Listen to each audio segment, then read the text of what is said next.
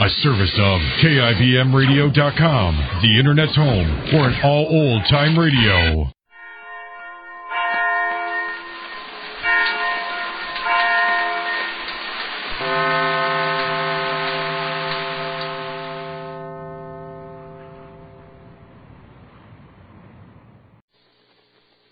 Yes, it's the Goldbergs.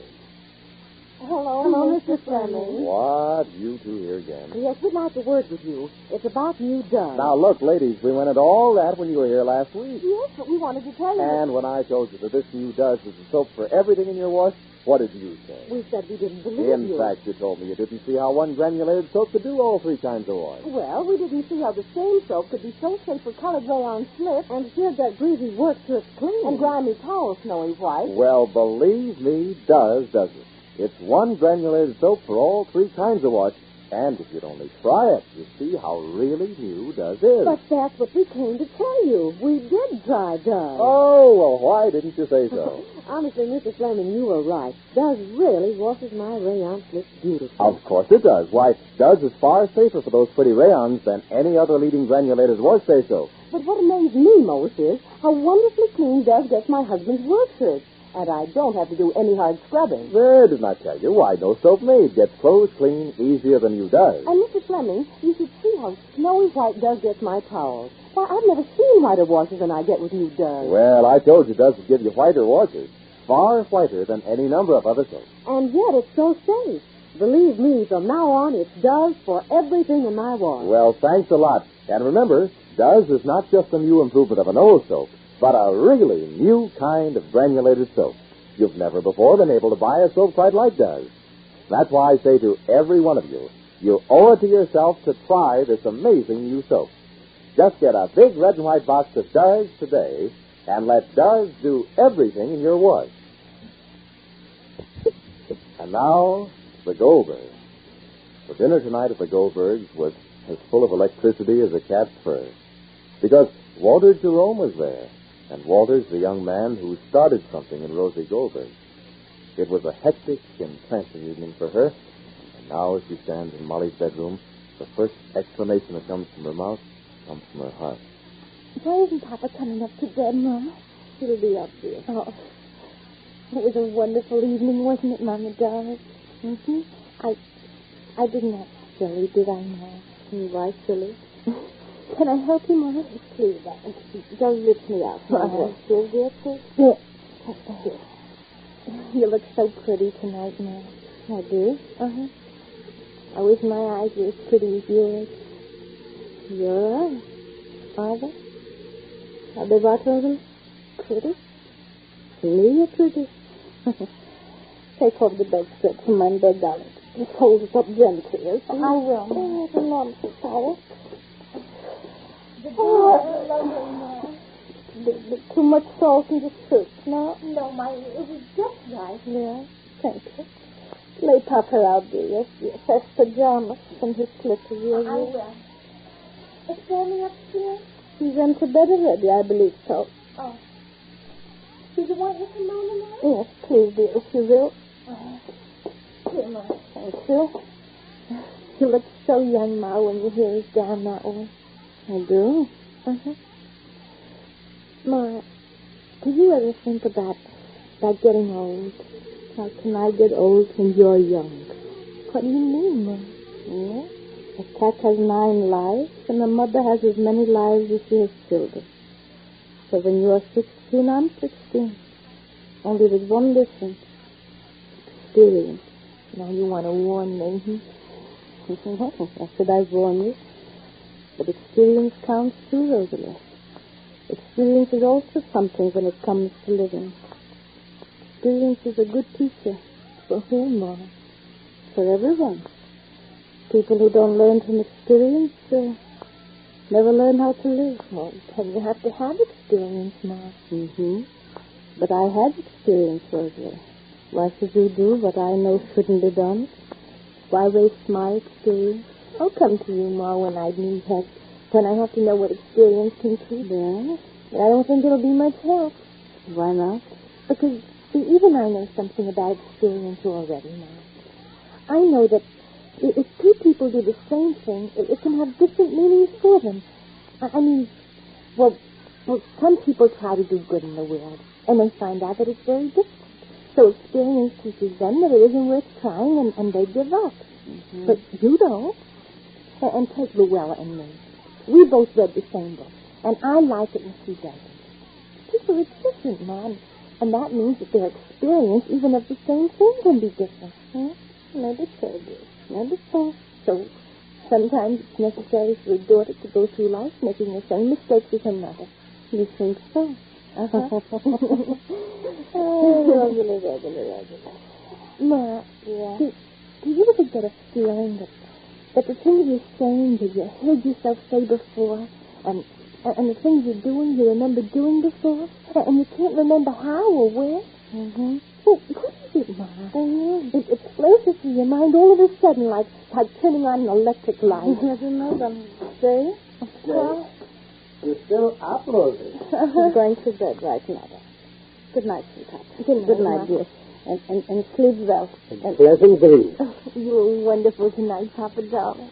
I acted the perfect host, eh? Perfect. So you're not ashamed of your father, even though Walter comes from the other side of the fence. There are no more fences, Papa darling. We all live in one great big yard. Good night, Papa darling. Good night. Good night, Ma. Good night. Night, my friend. Sleep well. If you want me to come in to open the window, I'll come in. All right. You're good to me, I'll come in. All right, Ma. But don't strain yourself to open the window because it's got a light on the window. It's hard to open. I won't, Ma. Good night. Sleep well, dear. I will. Good night. Go downstairs, Kitty. Go on down. Yes? May I come in, Sammy? Come in.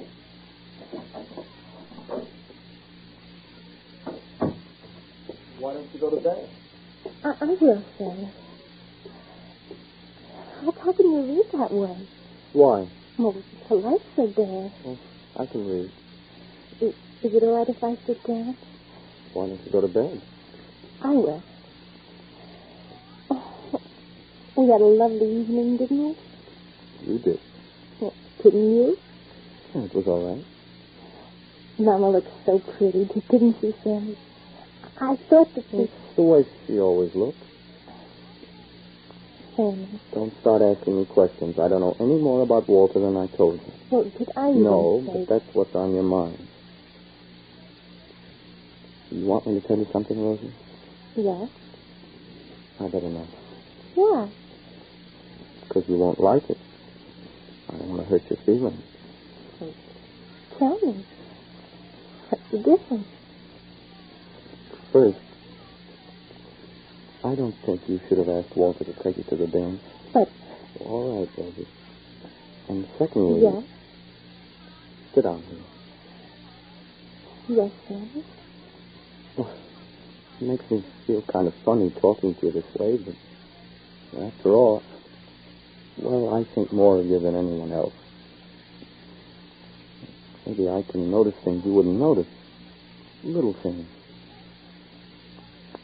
When a person feels all excited and wound up, they don't know exactly what they're doing. Yes. You're trying too hard, Rosie. You're not being yourself. You're trying to be someone who... Well, you're trying to make an impression. You're not making the impression you should make. The impression of yourself. Am I saying too much, Rosie? No. What else, Sammy? Well, this fellow feels kind of funny about his sister. He wants her to be perfect. He wants her to be thought of by other people the way he thinks of her himself. Well, it made me feel funny and embarrassed watching you tonight. Watching you trying to be something different from yourself. You didn't seem to know what to do with your feelings. You seemed to be running around wild, escaping all over the place. I wasn't the only one who noticed it. But that's what I mean, Rosie, when I say you're still very young. Maybe too young to be thinking what you're thinking. Oh, I wish I could say it more clearly, but Well, I don't want you to wake up one morning feeling ashamed of the way you acted. You know what I mean, Rosie? Uh-huh. I'm only trying to help, Rosie. I know. I just told you, Rosie, but... I'm glad you did say. You all right? Of course.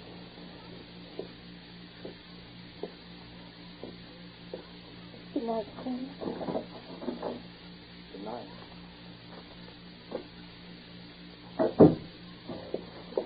That's it.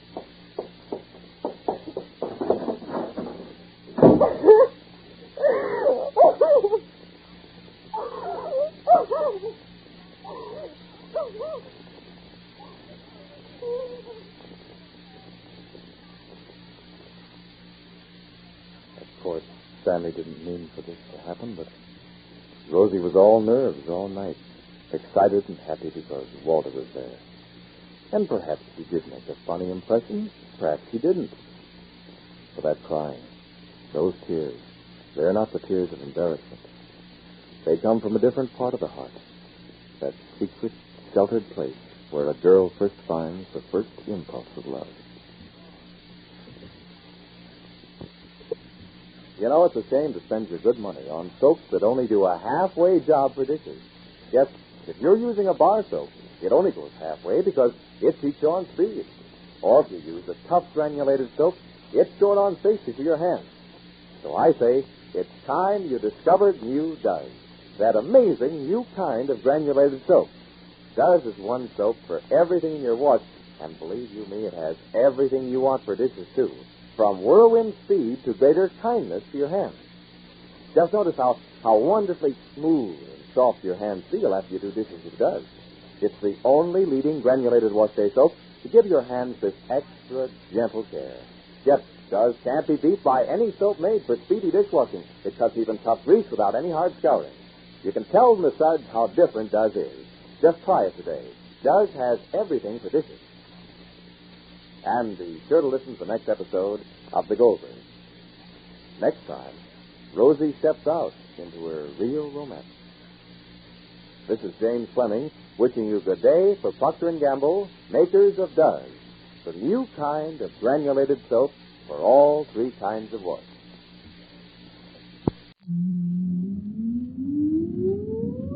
Countdown for blast off. X minus 5, 4, 3, 2, X minus 1, fire.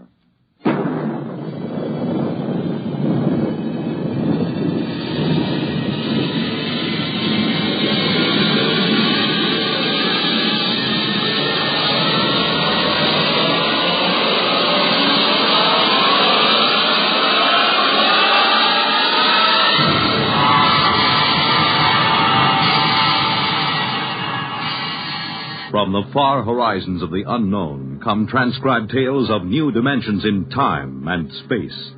These are stories of the future, adventures in which you'll live in a million could-be years on 1,000 maybe worlds. The National Broadcasting Company, in cooperation with Galaxy Science Fiction Magazine, presents X minus 1.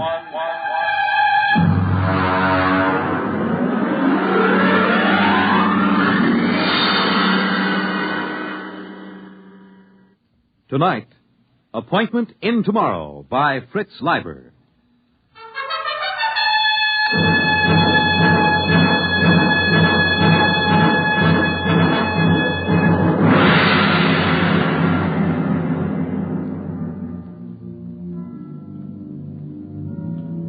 The first angry rays of the sun, which surprisingly enough still rose in the east at 24-hour intervals, pierced the lacy tops of Atlantic combers and touched thousands of sleeping Americans with unconscious fear because of the unpleasant similarity to the ray from World War III's thermonuclear weapons. This was America approaching the end of the 20th century, America of the mask fad for women and the Neo-Cretan dress styles, America of your local radiation hospital, of the endless war and the loyalty detector. In his bedroom in the Thinkers Foundation, George Helmut slept. Calculus to the nucleus, adding a quantum sub 1 prime. Repeating. The quantity... His educational Sandman purred learnedly in his ear, droning tensor calculus through the night, filling the hours that used to hold man's formless fears and floating anxieties with the rigid form and anchored shapes of mathematics. Precisely at 8, the sidereal alarm went off. Yeah. Ooh, my head. Oh, shower. 96.8, commence. Under the soothing spray of the body temperature robo-shower, Helmut took a deep breath and cast his mind to the limits of the world and his knowledge. It was a somewhat shadowy vision, but he noted with impartial approval, definitely less shadowy than yesterday morning. Off. Dry blast, commence. Employing a rapid mental scanning technique, he cleared his memory chains of false associations, including those acquired while asleep. He felt the snap of clearing non-thalamic reasoning returning as the brain surged into clear, sharp control. Off. Clothing. Color key 705. He stepped into his clothing, the severe tunic, tights, and moccasins of the modern businessman. He smiled. The next big move had come to him in his sleep, as many of his best decisions did, because he utilized the time-saving technique of somno-thought, which could function at the same time as somno-learning. Attention, robo-locator. Category, rocket physicist. Classification, genius level. Time limit for search, 20 minutes. Commence. Take dictation. Dear fellow scientist, a project is contemplated that will have a crucial bearing on man's future in deep space. Ample non-military government funds are available. There was a time when professional men scoffed at the Thinkers Foundation. Then there was a time when the thinkers perforce neglected the professional men. Now both times are past. I would like to consult you this afternoon, 3 o'clock sharp, Thinkers Foundation, signed George Helmut. End of dictation. The president is waiting to see Maisie, sir. He has the general staff with him. Martian, peace to him. Tell him I'll be down in a few minutes.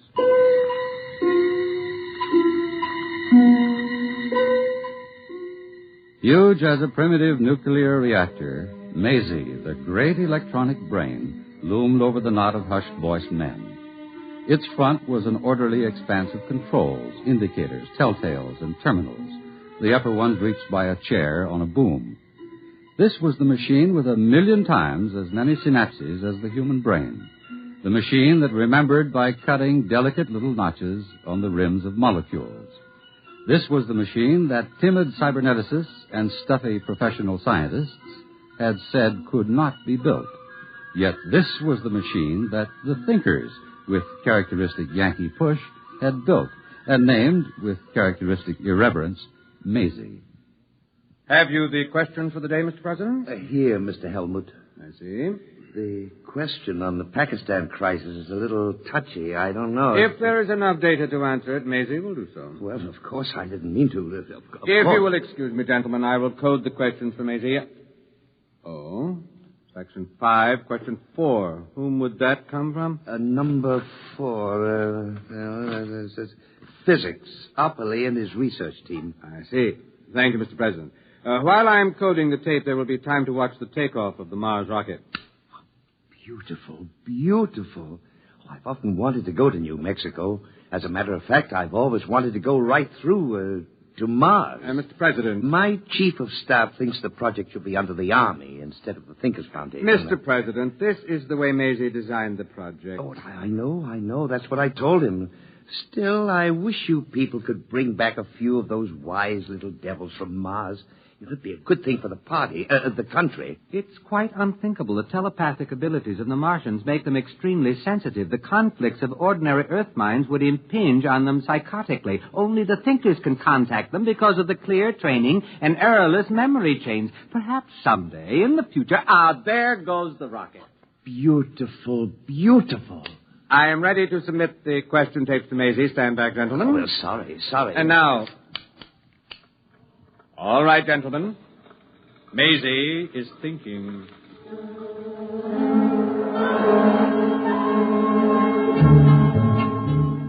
The question tape, like a New Year's streamer tossed out of a high window into the night, sped on its dark way along spinning rollers. Curling with an intricate aimlessness, it tantalized the silver fingers of 1,000 relays, saucily evaded the glances of 10,000 electric eyes, impishly darted down a narrow black alleyway of memory banks, and, reaching the center of the cube, suddenly emerged into a small room where a sweating fat man in shorts sat drinking beer. Here it comes. Get off my lap, honey. I've got work to do. Can it wait? I said get. Oh, you didn't have to do that. When Maisie thinks, she thinks. Open up another beer. Look, I'm not a robo-barmaid. Honey, do what you're told, or I'll ship you out where they'll work some of the upholstery off that frame, slopping radioactive mud. You don't have to get nasty, Jan. Here's your beer. That's better. It makes you fat. I like to be fat. It makes our relationship more poignant. Pass me the questions and get over to your keyboard. You're a greasy pig. But such an attractive pig. Start taping. Why, that dirty... What's the matter? One of the questions. Does Maisie stand for male Zell? For what? Male Zell. Does it? Look, you just keep sitting on your brains and let me do the thinking. Tape. Maisie does not stand for male Zell. Maisie stands for amazing, humorously given the form of a girl's name. Who is Maelzel? Edgar Allan Poe. Huh? It's a story. Maelzel's chess player. About an automaton that was supposed to play chess. Poe proved it had a man inside it. Oh, and they want to know if Maisie... They're wrong. Maisie doesn't have a man inside it. Just a lump of conceited lard. You could hit me with that. Look at my dress. Get me another glass of beer. That must have come from the physics section of the Research Institute. Opperly and that ape Farquhar. Well, we'll look into that. All right, start taping. Question 1. The midterm election vidcast should be spaced as follows.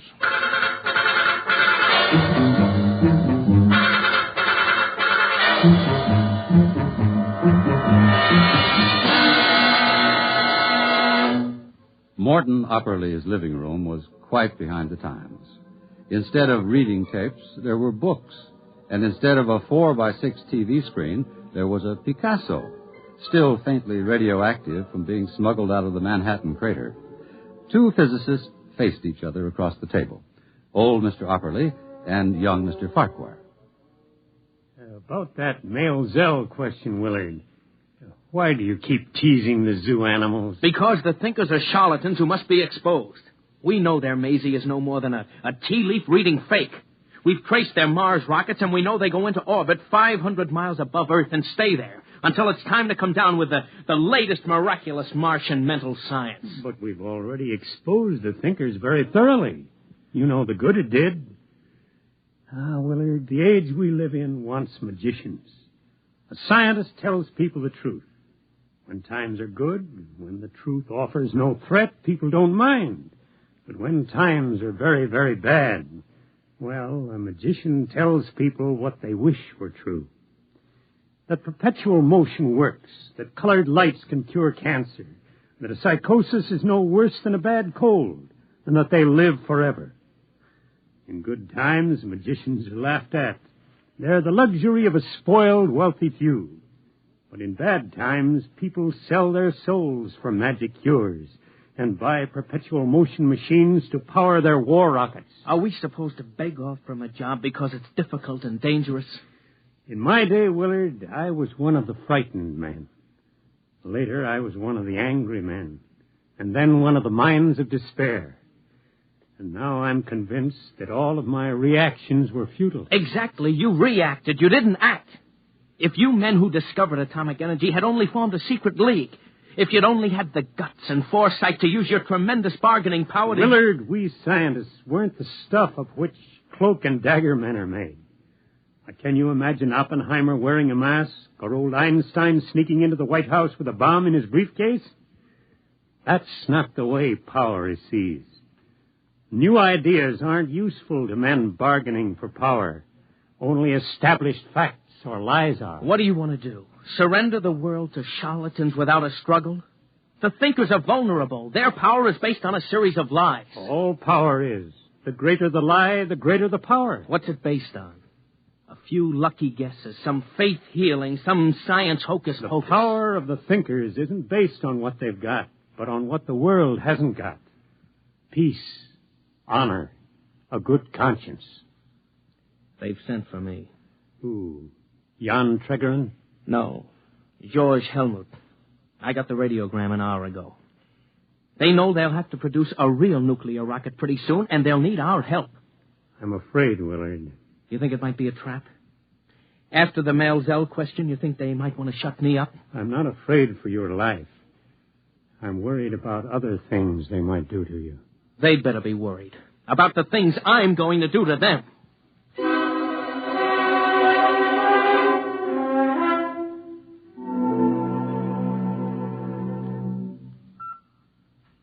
Martian, peace to you, Willard Farquhar. You have entered the Thinkers' Foundation. Please remain on the slideway. I want to see George Helmut. May we take your hat and coat? What the... Do not be alarmed. Invisible radiations are slaughtering all the germs in your body, while more delicate emanations are producing a benign rearrangement of your emotions. Claptrap. I can recognize a 14-cycle sonic note when I hear one. Where's Helmut? This way, please. Helmut, cut out all this swami stuff. Where are you? I'm afraid Mr. Helmut won't be able to meet you, Mr. Farquhar. I'm Jan Tregerin. Perhaps you can have your conversation with me.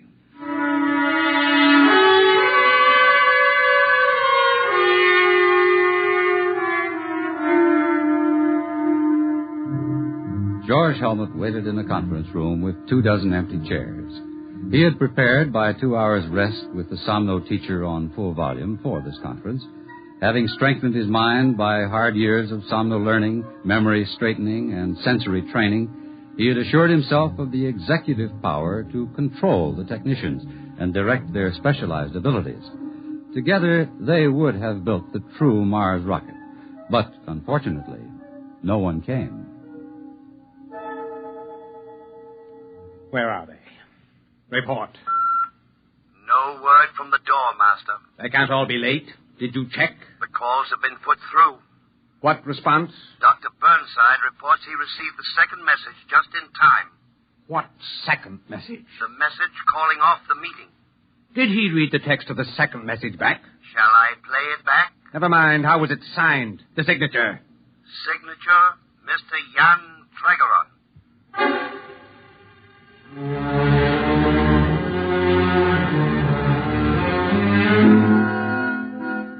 George Helmut dejectedly examined his organizational charts, and then tapping his stylo on the pad, he extended his mental aura, cleared his memory chains of error, accelerated his cerebral processes by the Haber-Gerson process he'd practiced for so many years. Slowly, he could feel the tight, heart-squeezing disappointment ebb. He was in control again. Tregerin, he was the one to blame. Tregerin, who was so used to working by deception that he must be shown the light. Well, Willard, how was your adventure among the magicians? Well, they didn't hurt me. You're sure? And are you as determined as ever to smash and expose the thinkers? Of course. Only from now on I won't embarrass you by asking any Maelzel questions. After this, I shall bore from within. Now, where have I heard that phrase before? Do I understand that you are becoming a thinker, Willard? Certainly. That's the only way to smash them. Out-trick all their trickeries. Organize a fifth column. Then strike. The end justifying the means, of course. Of course. I wonder if becoming a thinker doesn't simply mean that you've decided to use lies and tricks as your chief method. Well, you're working with Helmut? Not Helmut. Tregerin. I'm afraid that Helmut's career as a thinker is going to have quite a setback. Oh, well. Goodbye, Willard.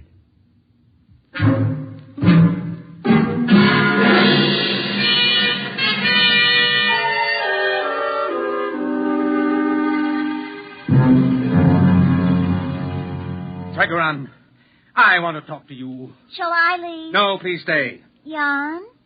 Stay. You ought to enjoy this. George has that errorless memory chain. Tregoran, you know why I'm here. I don't know. I've been sadly remiss on my precognition and clairvoyance exercise. I've been too busy with other things, other people, other exercises. But I don't need Major to guess. You just went ahead and canceled the conference without consulting me. You called it without consulting me. Shouldn't do that sort of a thing, George. I was absolutely sure of my ground, perfectly prepared. I visualized it. The rocket boosting up on chemical power, then setting sail. Sail? Sail? A nuclear reactor rocket. Oh, George, you're fabulous. Yes, sail. Thin streams of nuclear reflecting material and the rocket feeding meson streams behind it. I conceived it all, complete, except for technical details. George, you are a thinker.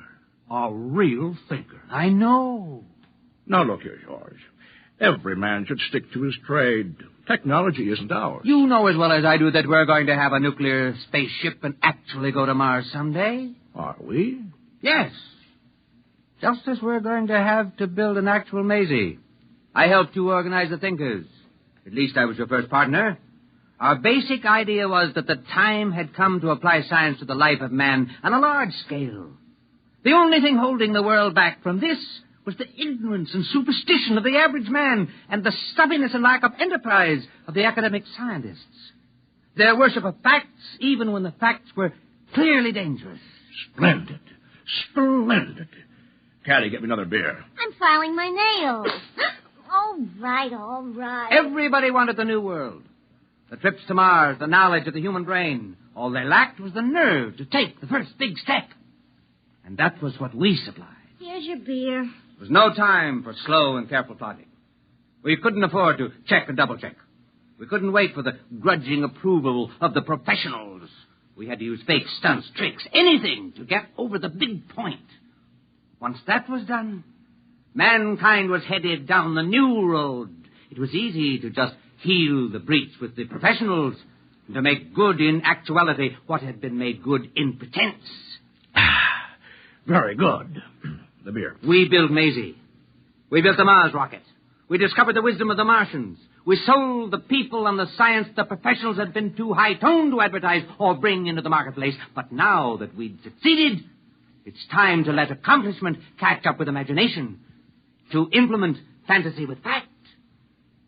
You suppose I would have gone in with you if I hadn't known that someday we'd actually make what we claimed we had already made? Oh, is that it? John, the day's come, and I'm the man. I've prepared myself. Caddy, clear the decks. All right. I know. You just want room to point that fat finger. I want her to stay. All right. George, look, every revolutionary wants to see the big change take place in his lifetime. But time for the second step. George, the average man's exactly where he was 10 years ago when we took over. Except he's got a new god. More than ever, he thinks of Mars as a Hollywood paradise with wise men and yummy princesses, like Caddy here. You think I'm yummy, really? Shut up. Maisie is Mama, magnified 1,000,000 times. The professional scientists, they're more jealous and stuffy than ever. All they like to do is turn the clock back to a genteel dream world of square caps and quadrangles. Bravo! I said shut up. George, maybe in 10,000 years we'll be ready for the second big step. Meanwhile, the clever will rule the stupid. The realists will rule the dreamers. George, did you actually think you could have bossed those professionals? Nuclear scientists? Rocket physicists? Oh, now listen to me, boy. They'd have torn you to pieces in 20 minutes, and glad of the chance. George, you baffle me. You know that Maisie and the Mars trips and all that are fakes, yet you believe in your somno learning and consciousness expansion and optimism pumping like a corn-fed yokel. There is a place for the man who has the courage to dream. Sure. In a straitjacket. Oh, George, you remind me of those men who used to put out those lurid little magazines with Caddy's grandmother on the cover in outer space in a stripped-down bathing suit. My grandmother never... I said shut up! That's what it is. Frustrated little men playing science god to generations of pimply high school chemistry students and gas station attendants, conning them into thinking they're in the know, sprinkling a few formulas to the garbage and playing Atom Smasher, and then being very solemn about the role of imagination in science. George, the trouble with you is they forgot to take your zap gun and space cadet decoder pin away from you when you turned 13. That's your honest opinion? It's more than that. George, get a hold of yourself and quit taking fantasy in the veins. That's an order. Jan, the strange part of it is that I know as well as you do that Maisie and the Mars trips are fakes, but some things aren't. The human mind, Jan, is a tool that hasn't been perfected yet. There are more things in heaven and earth than are dreamed of in your philosophy, Horatio. Who's Horatio? I said shut up! This is the last full cackle, George. You've been fooling around with ESP, huh? Telepathy? Maybe a little hypnotism? Maybe. All right. Guess what I've got in my drawer? Extend your consciousness. Telepath it. Visualize it. Never mind. I'll save you the mental effort. It's a pistol, see? Now, let me tell you something. I got a couple of boys waiting outside. They'll take you by jet to New Mexico. George, congratulations. You're leaving for Mars tomorrow. Mars? Yes. I've decided Mars to be the best place for you. We'll arrange it so that your trip is, say, 2 years long. Perhaps in that time, orbiting up there, you'll learn a little Martian wisdom. For example, the big liar must never fall for his own lie. Meanwhile, I got a replacement for you. His name is Willard Farquhar. But I sent for him to... Yes. You see, I, too, believe in cooperation with the scientists. But by subversion. I'll offer them the hand of friendship with a big, fat bribe in it. You know what the bribe is? The power to destroy me. That's what I'm offering. Join us. Learn our secrets. Bore from within. Bide your time before you strike. But while he's biding, I'll have him. And when he's ready to strike, you'll find it's not quite the time. Wait a little bit. Enjoy the power. Play with fat old Jan Tragerin like a cat. And by then I'll have him. You can't replace me, Jan. Oh, you were a good man, George. When we needed catchy slogans, ray guns, plastic helmets, fancy sweaters. I warned you, Jan. Don't underestimate the mind. The human brain. Even Caddy here is a fascinating instrument. For example, I had a little talk with Caddy last week. Very boring. Ah, but useful. But when we were finished, her mind had something it didn't have before. You always were educational, George. Caddy, look at me. Look at me. Look at me. Now, put your hand on his arm. Now, take his gun. Caddy, are you crazy? I've got his gun. What now? You see, Jan, there is a place for the dreamer, the man who believes, who can use his mind. I'm going to get rid of you, Jan, because the man who dares to dream will rule. Caddy, look at me. Look at me. Point the gun at him. Look at me. I can't anymore. It's too ridiculous. Jan, take your silly gun back. It's too heavy. What? Caddy, I command you. Look at me. Look at me. The power of the mind. Hey, boys, come in and get him. I don't understand. Caddy, look at me. Oh, all right, I'll look at you. Poor Superman.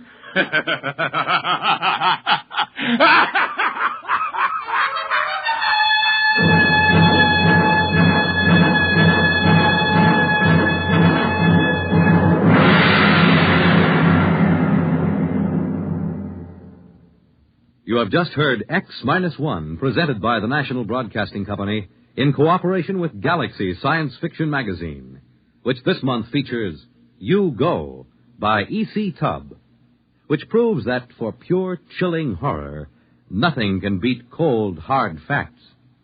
Galaxy Magazine, on your newsstand today. Tonight, by transcription, X-1 has brought you Appointment in Tomorrow, a story from the pages of Galaxy written by Fritz Leiber and adapted for radio by Ernest Kenoy. Featured in the cast were Ted Osborne, Dean Almquist, Pat Hosley, Bob Hastings, Arthur Hughes, and Charles Penman. Your narrator was Floyd Mack. This is Fred Collins. X-1 was directed by Daniel Sutter and is an NBC Radio Network production.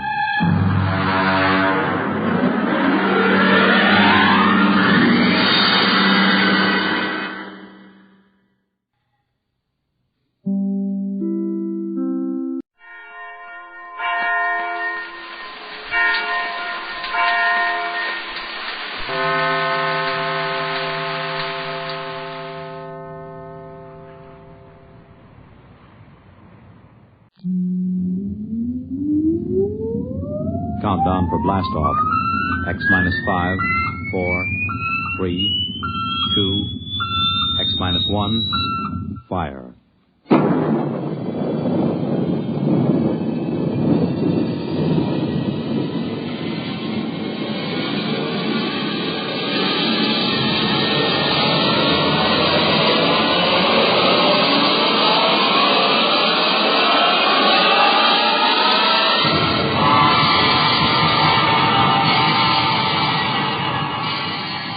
From the far horizons of the unknown come transcribed tales of new dimensions in time and space. These are stories of the future, adventures in which you'll live in 1,000,000 could-be years on 1,000 maybe worlds. The National Broadcasting Company, in cooperation with Street and Smith, publishers of astounding science fiction, presents X-1.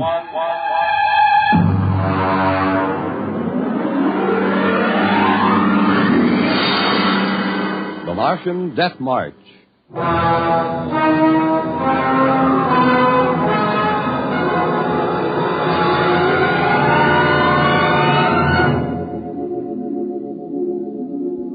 I've always been interested in lost causes.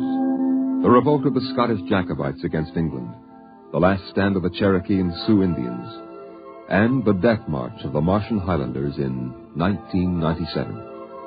There's been a lot written about that march.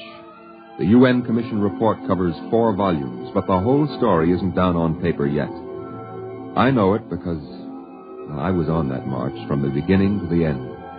There's one part of the story that no one ever mentions. The Martian Death March of 97 was led by an Earthman.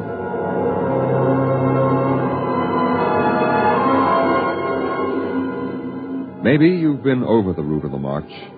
There wasn't any highway there 30 years ago in 97. There was desert, hot, burning desert. I lived at the edge of the Calmac Canal then with my father. He was a prospector searching the surrounding desert with sonar probe and Geiger counter, scratching just enough ore from under the Martian sands to pay for our grub stake the next year. I remember he was in the Adamson digger in the North Quadrant when I came running out that day.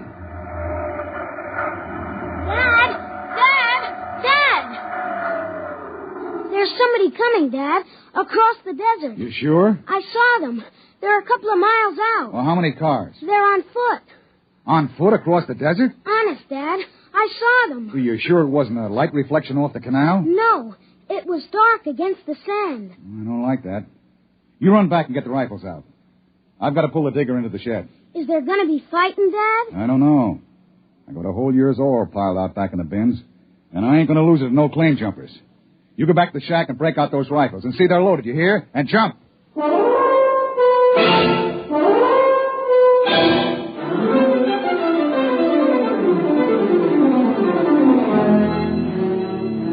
Dad had 3 surplus Army rifles and a couple of homemade grenades made out of ore cans stuffed with Adamson A explosives. We crouched inside the shack, waiting. The shadow of the water tower in the doorway grew longer as the quick Martian dusk settled down over the desert. And there they come, Al. There's 2 of them. What's that on the first one's back? Why, I haven't seen one of those in 20 years. What is it? A one-man desert tank. They used to carry water that way before Adamson put out the air-still units. There's something funny about that second one. Look, he's all spindly, and his head's funny. He's funny, all right. Al, that's a Martian. I never saw one off the reservation before. Well, there hasn't been one, not in 10 years. I don't like this. Here they come into the dooryard. You remember what I told you. Line up the sights and just squeeze the trigger. Hello! Hello there! Now, Dad? Hello! Wait a minute. What do you want? Water! I need water. Who are you? My name is John. John, huh? What are you doing with that spider? His name is Cantalcar. I don't care what his name is. What's a human doing with a Martian? I found him in the dry bed of Calmac Canal, nearly dead of thirst. He probably ran off from the reservation. When our brothers are caged, they seek freedom. Brothers? Those spiders? All living creatures are our brothers. On Mars, as on Earth. Hey, wait a minute. Bert Ostrom at False Wells told me there was a screwball heads preacher over there hollering about letting the spiders loose off the reservations. Let no man call his own. No man, nor tribe, nor nation. I guess that's you, all right. Bert told me they called you Crazy John. I don't suppose there's any harm in you. Fill your tank up at the air still. And you can even have supper with us. We would be happy to. We? What do you mean, we? Cantalcar and myself. That spider? Oh, no, I ain't having a Martian sit down and eat with me. You come on, though. Thank you, sir. No. Where my brother is not welcome, I cannot go. Well, suit yourself. Al, get the key to the water tower. Come out here. All right, Dad. And put away the guns. We won't have any trouble from these two.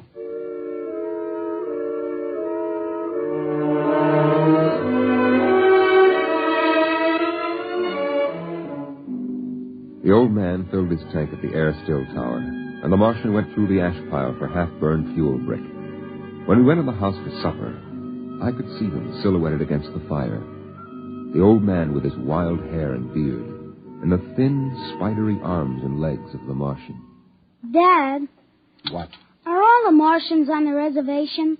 Yeah. All but a couple of wild ones in the mountains up north. The patrol catches a couple every year. Why? Well, they murder people. No, I mean, why are they on the reservation? Because it's the safest place to keep them, pest us all. How many are there? Oh, I don't know. A few thousand. They keep dying off. Why? They catch earth diseases. Chickenpox almost wiped out the whole gang of them 2 years ago. Chickenpox? I had that. It didn't wipe me out. You ain't a Martian. I was born on Mars. Well, I mean you ain't one of those spiders. Now eat your food, it'll get cold. Okay. Dad. Oh, what now? Were the Martians always on the reservation? Well, since the Outpost 3 massacre, they have been. What was that? Oh, back before you were born, they lived wild in the mountains up north. Were they fierce? Fierce enough. Only place for them spiders, behind wire. Yeah, it sure is.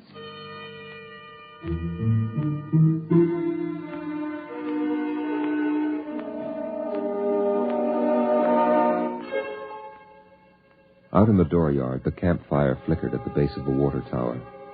The first of the Martian moons had set. The other wouldn't rise for several hours. I could hear the sandpeepers out in the desert as I stood there. The old man and the Martian were sitting on the ground, huddled close to the fire. It gets cold fast on the desert when the sun goes down. Is that you, boy? You can come up to the fire if you like. My dad wouldn't like it. All right. But I'm not afraid of no spider. No, there is nothing to be afraid of. How come his arms are all skinny? Ask him. Does he talk? Yes, his name is Cantalcar. It is, huh? Hello. Hello, boy. He talks funny. It is not my language. Why isn't he on the reservation? You can get in trouble helping spiders to escape. No man has the right to imprison the innocent. They that are enslaved will be freed. They that are in sickness and misery will be comforted. They that are exiled in a strange place will be restored. My dad says the spiders are treacherous, cowardly, murdering savages. That's what he says. Boy, there was a time on this world when there were no earthmen, when the ships and the machinery of earth were unknown. Then the people of the highlands lived in peace. But today they are a handful, starving, dying behind the wire. But the reservation isn't so bad. Our home is in the mountains of the north, not the desert. I heard a voice which cried out to me in the desert, "Go to your brothers." Do they really call you Crazy John? I have been called many things. You really think we ought to let those old spiders off the reservation? Boy, we die here in the desert. We die in the sun and of the sicknesses you have brought from Earth. That's 'cause Martians are just weak. I'll bet I could knock you down myself. You could. We are a different people. We have not the strength of muscle of Earthmen. But we will not stay here to die. You won't get off the reservation. The patrol takes care of all that. They won't let any stinking old spiders out. Even in the minds of children is planted the poison of evil. How long?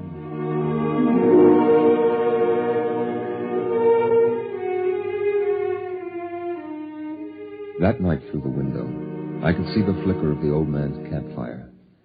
He was walking up and down now, shouting, singing hymns, verse after verse, his white beard catching the light as he passed behind the fire.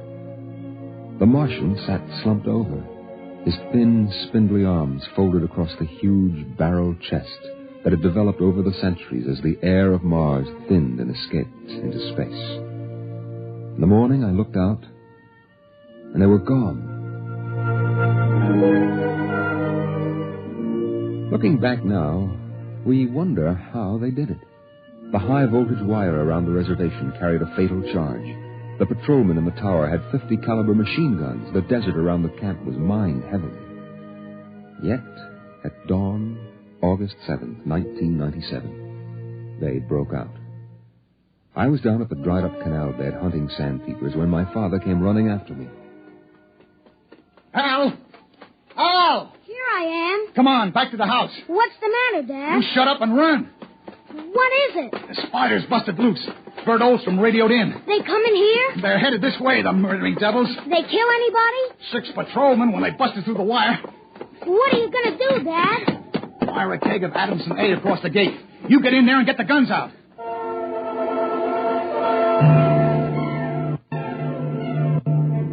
I got the rifles and shoved a full clip in each one. Then I slipped a primer fuse in the homemade grenades and lugged them out to the porch. Dad was running lead wires back to a detonator from a half keg of Adamson A he'd set across the gate. There. And that's it. Now give me one of those rifles. Will they be here soon? You can see the dust over the rise.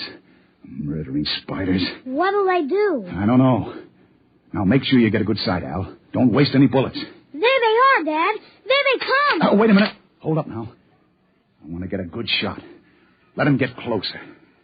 Dad, that's Crazy John up in front. There. He's taller than the spiders. You can see his beard. You're right. Oh, that renegade rat. He probably helped him break out of the reservation. Listen, Al. If anything happens to me, you ride out back to the shed. You can hide out in the empty ore bins till they go away. Now, you got that? All right, Dad.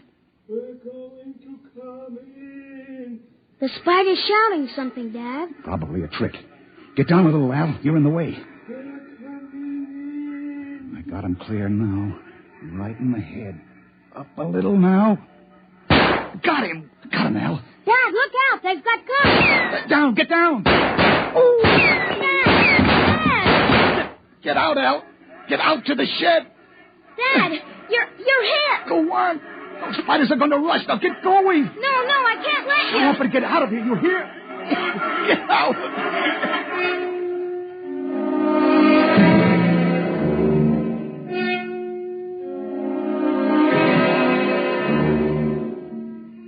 I ran back through the house to the shed. Behind me, I could hear the Martians sweeping up to the dooryard. Then suddenly the ground shook, and I could feel the dull concussion waves hit my ears as the Adamson A exploded. I could hear the high, whispered screams of the Martians and the rattle of fragments on the metal roof of the shed. I dived into the empty ore bin and slammed the hatch almost shut. I sat there waiting. And then suddenly a shadow fell across the edge of light, and the hatch slid open on top of me. You leave me alone. I'll kill you. Boy, I've been looking for you. Where's my dad? What did you do to my dad? He's dead. You killed him. You and those spiders. I'll kill you. I'll kill all those stinking murdering spiders. They are our brothers, boy. Your father shot without warning, and the fire was returned against my orders. You mean you weren't going to attack us? Our brothers came in peace. They are going home to their mountains. We came to get water for the journey. You mean you just wanted water? Dad! John, the Earth Patrol will be following us soon. We must go. And the boy? We'll have to leave him here with water and supplies. No. The Earth Patrol would question him. We need the time. He goes with us.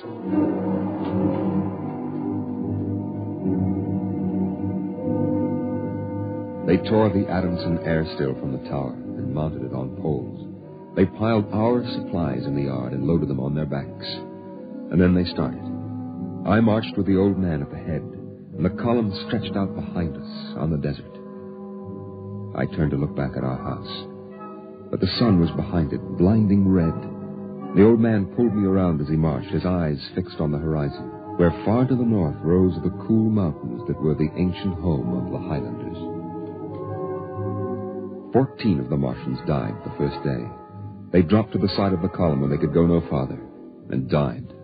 But the march went on. On the 5th day, we swung wide to avoid a mining settlement, but not wide enough. The miners were in ambush behind a pile of rocks.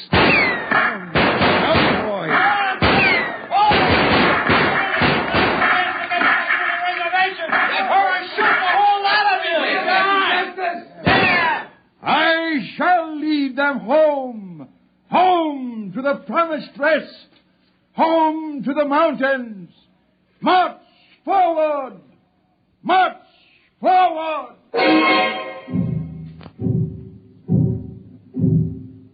And the march went on. We wound across the desert in wild zigzags, following the paths the old man had traveled through the years. Only once a patrol plane hovered on the horizon and then shot away.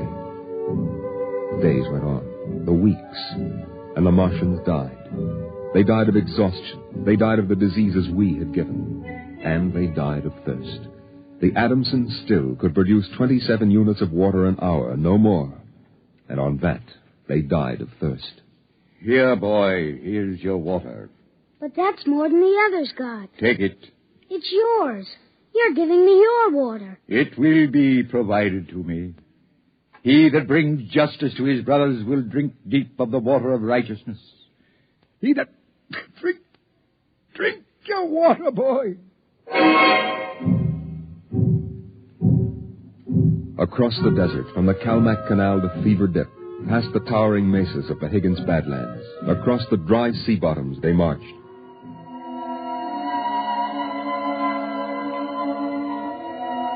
On the 54th day of the march, we halted at evening. The air was thinner, colder now. The rations had long since been exhausted. I lay down to sleep wrapped in the old man's coat. Early in the morning, before sunrise, I woke suddenly. The ground mist that had covered the desert the night before was lifting slowly. And I saw the old man standing by the burned-out fire, the vapor swirling around his legs in the cold light of the false dawn, edging his wild beard. Go back to sleep, boy. I can't. The end is near. I have led them through the wilderness, dry shod across the seas, and before us lie the mountains.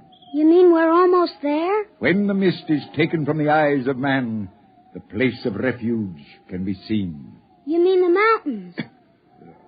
It's over. We're there.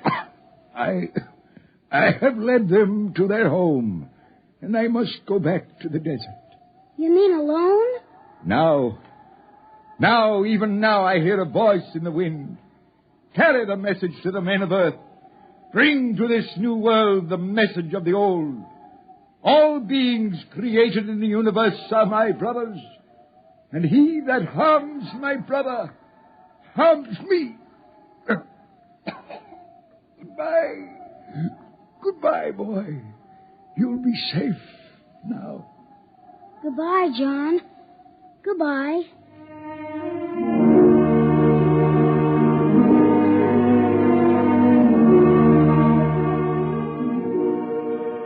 The Martians found him 500 yards from the camp, dead.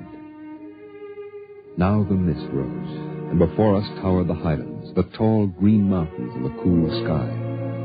The march was over. Of the 7,000 Martians who started, 900 were alive. They gathered now on the rise of ground and faced the hills. Their thin bodies wavered as they stood, and some dropped to the ground as they stood there. But there was a light of hope in their large, staring eyes.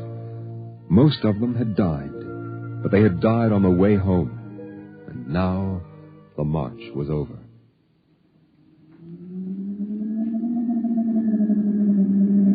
Then the patrol planes were spotted on the horizon, and within 10 minutes they had landed.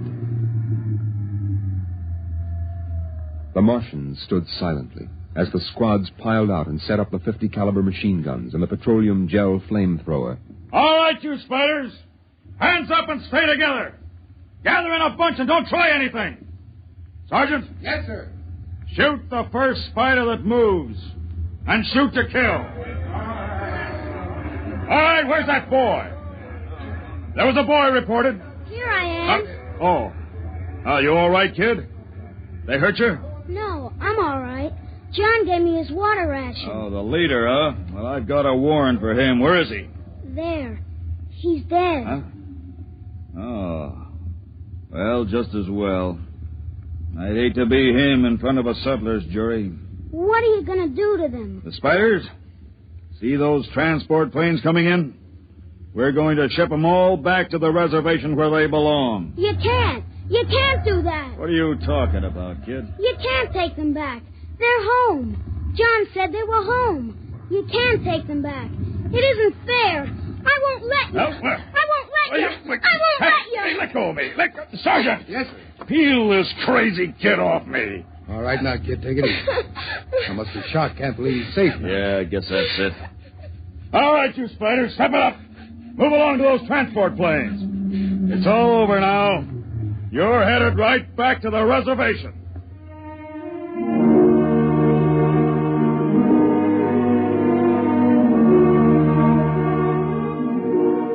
They separated them in groups of 50 and loaded them on the planes. 900 out of 7,000. And soon the first big-bellied ships waddled out on the hard sands and lifted slowly into the air, headed back to the south, flying over the trail of dead and dying who started on the march to the highlands, the march to home. Don't worry about them spiders, kid. We'll take care of them. Come on now, kid. You'll feel better as soon as you get back to civilization.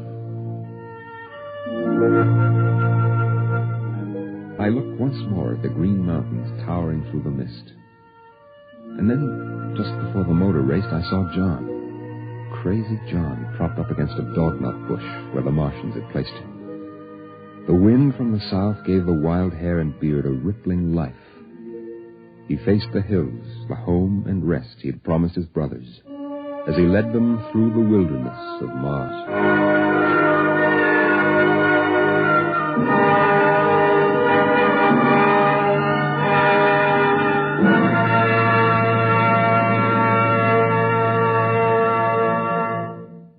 You have just heard X-1, presented by the National Broadcasting Company in cooperation with Street and Smith, publishers of astounding science fiction. Your announcer, Fred Collins. X-1 was an NBC Radio Network production.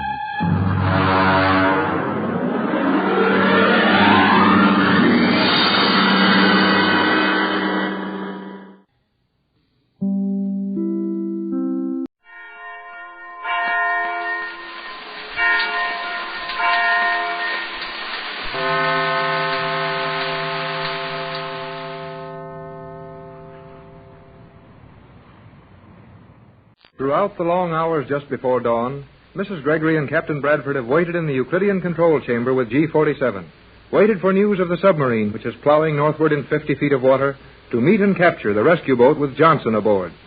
Jerry and Joan have been forced to go with the submarine, and Jerry has been compelled to send radio messages from the submarine to Johnson, as if he were sending them from the Magic Island, asking Johnson to hurry to the island.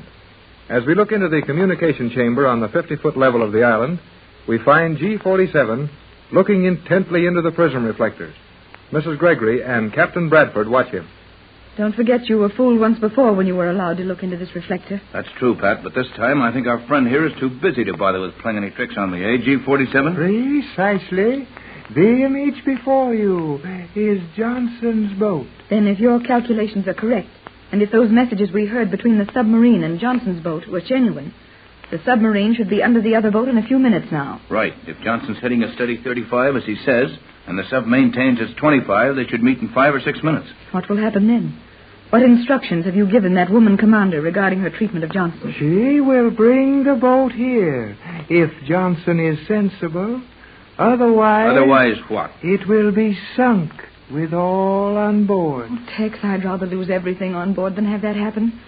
G47, won't you let us send a message to Johnson telling him to surrender peaceably? I want everything on board that boat, but I will destroy it if necessary. There are other materials, and your formula, which Johnson has taken from the leg of that pigeon. Oh, you knew the pigeon had reached Johnson's boat? Precisely. Jerry had to give it away in his last message to Johnson. Can't be helped. I can always compel you to give me the formula, Captain. That won't be so easy to do. We value that formula more than our lives, G47. We will never give it up. So, you see, if you sink Johnson's boat with the formula materials on board, your chances are mighty small. That can wait. Now, if you will look into the reflector carefully, you will see the end of another of your hopes. What does he mean, Tex? I don't know. Let me get a good look at that thing. I wonder. Yes. You win that one all right, G47. What are you talking about, Tex? Well, I had an idea Johnson might be able to slip a message to one of those battleships maneuvering around here. But that's blown up now. Look, Pat. You can see the ships going away. And they're too far off Johnson's course for him to reach them. Yes. Especially after Johnson's receiving Jerry's message to come straight to this island. It may have fooled him. Not a chance. But Johnson will figure that for all our sakes, the safe thing to do is to obey the message. He'll have something figured out to help us when he arrives. But don't you think Johnson might have been able to get a message to those boats without being heard here? No message could leave there without being heard here. No, I suppose you're right. Well, I guess all we can do is stand here and watch this. How far are they from the island? They will meet just north of 28 degrees, about 75 miles from here. And will this reflector show the meeting? I mean, will we be able to see the details of both ships? Perfectly. When the time comes, I will increase the power and sharpen the focus. You will have splendid opportunity to witness the surrender. I'm not going to stay here and see it. I'm going back to the yacht. You stay here, Pat. We can't do any good on the yacht. We might as well see it, no matter what happens. It'll be better than sitting on the yacht, down in that dark lock and wondering what's happening to those two kids. J24Y to J12C. Jerry Hall to Johnson. Jerry again, sending a message from that submarine. Silence. J24Y to J12C. Hello, J12C. Hello, J12. J12C to J24Y. Go ahead, J24. Go ahead, Jerry. Have important instructions for you, J12. Copy and repeat. Right, Hall. Standing by to copy and repeat. Let's have it. Tex, something's happened on the submarine. Let's go on deck. Hey, what's the matter? Can't I go on sending to Johnson? No, I must replace this tube. You sit over there with Cleostra. Make no move, or I shall resort to the magnetic paralysis. Don't worry, I won't move. Get over so I can sit down, Joan. Yes, Jerry. And do be quiet. We are nearly to Mr. Johnson's boat now. We must do nothing to endanger his life. How about our own lives? Oh, we are quite safe so long as we follow the commander's orders. But we must do nothing to cause Johnson to make a foolish move. It would mean something terrible for him. You are wise, my little Cleostra. I wish you'd call her Joan. I don't like that, Cleostra. Jerry, please, you will do harm. Now the tube is replaced. You may return to your seat in the control section. Touch nothing, not even this microphone. These tubes heat in a matter of seconds. When the tube glows evenly, send the message. Use care, great care. A mistake would be costly. Now. I got it. J24Y, J12C. Hello, Johnson. Hello, J12C. Go ahead, J24Y. Ready to take your message. Go ahead. Get this exactly. I am in a submarine running north on your course. Should meet you at latitude 27 degrees, 56 minutes south. Meet in about 5 minutes, making 25 knots in 8 fathoms water. Meet you at 27 degrees, 56 minutes south, and 124 degrees, 30 minutes west in 5 minutes. Repeat, J12. Right, Hall. You sound like you mean business. Here it is. You are coming north on my course, making 25 knots in 8 fathoms, meeting my boat at longitude 124.30 west, latitude 27.56 south in 5 minutes. Right? Right. Now here's your orders. When you make the position, lay to, we will board you and direct your run to island. You will be about 75 miles from island. You will have to make it straight and fast for all our sakes. Lay to at 27 degrees, 56 minutes. We will board you there. Confirm. Lay to at 27.56. What's it all about, Jerry? Sorry, no information. You will learn a lot when we board you. Be seeing you in about 4.5 minutes. That's all.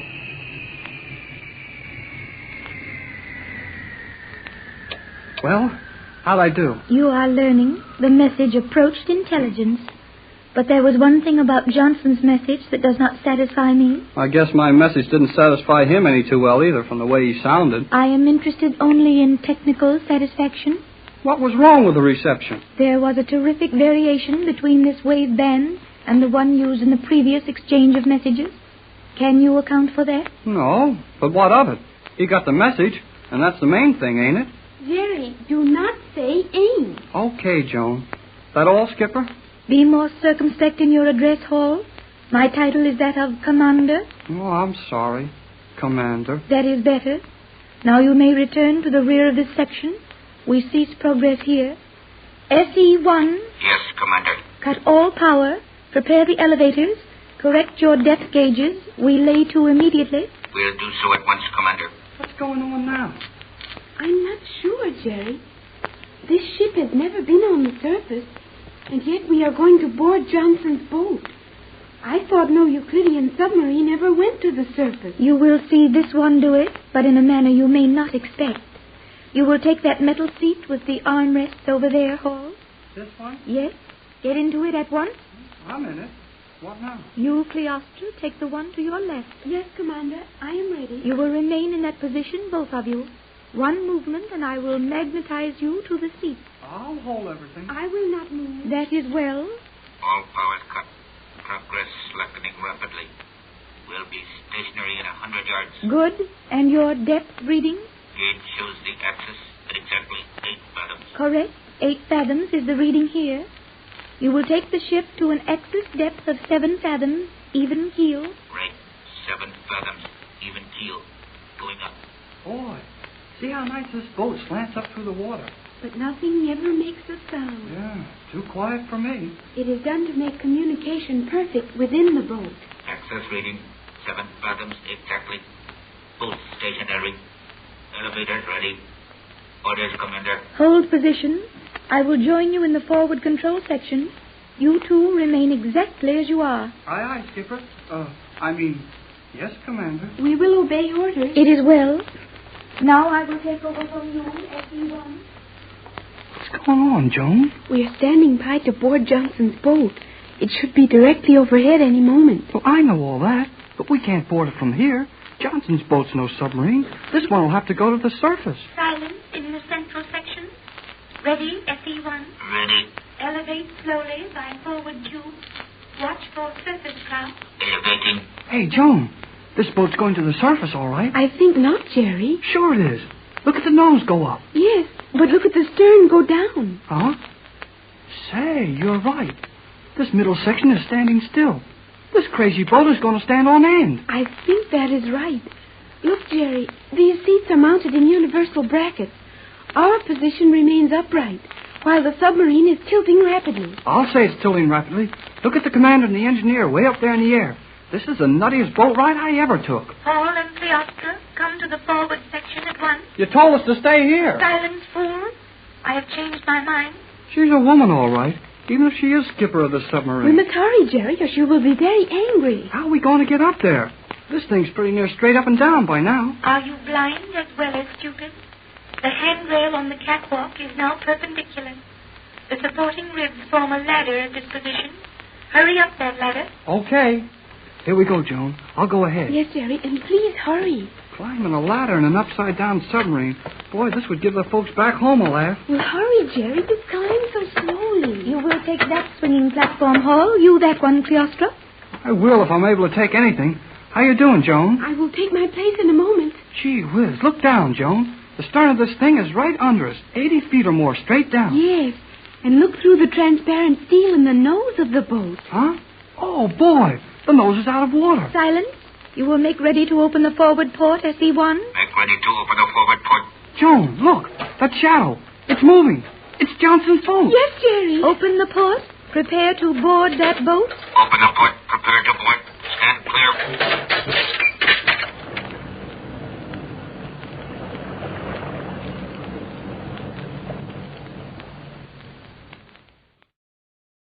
Jerry and Joan thought they had troubles enough when they were forced to go with the Euclidean submarine to capture Johnson's boat and bring it to the Magic Island. However, even the Euclidean submarines do not act like other submarines, and we find this strange boat standing still at the spot where they are to meet Johnson's boat, standing on end, straight up and down in the water, 100 feet of cigar-shaped boat with its nose out of the water.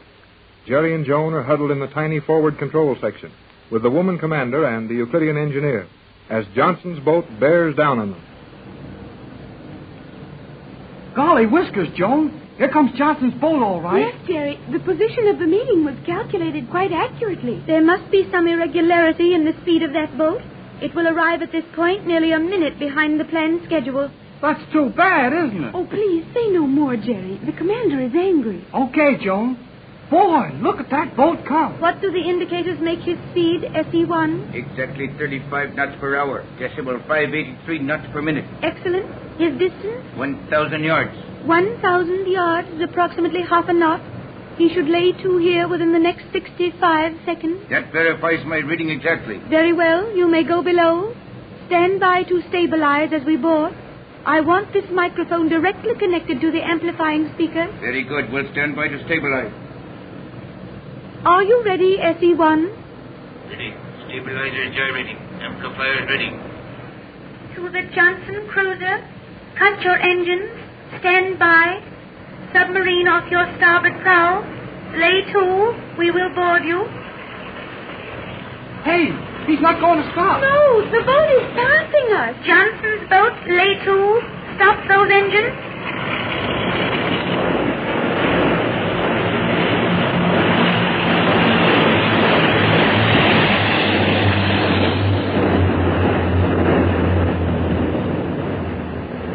I didn't see a soul on board but the man at the wheel. This will mean terrible trouble, Jerry. SE-1, look sharp. Ready, Commander. Boat ran past without slackening speed. Throw controls this microphone into radio start generators. Guess there's going to be trouble, all right. I cannot understand your Mr. Johnson, Jerry. If he knew that danger threatened him... He is about to learn. There is a possibility his mediocre instruments missed the calculation. That might save his life. Silence. To J-12C, Commander S-1 aboard Euclidean submarine. To J-12C, will give you 30 seconds to lay to and come about. S-1 to J-12C, lay to and come about. Acknowledge that, J-12C. Gee, he doesn't answer. I'll bet he's going to run for it. But that would do him no good, Jerry. He will only be caught. SE-1, prepare to submerge. Prepare to submerge. Hall and Cleostra, remain in this compartment. SE-1, close the port. Close port.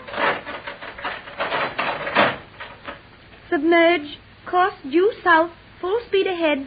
2 fathoms. Submerge 2 fathoms. Full speed ahead. Due south. I will now return to the central control section with the engineer. You two remain here. All you say will be heard plainly. We will do nothing, Commander. Yeah, not much of that. It is well. When the time comes for action, one movement on your part and you will not see the capture.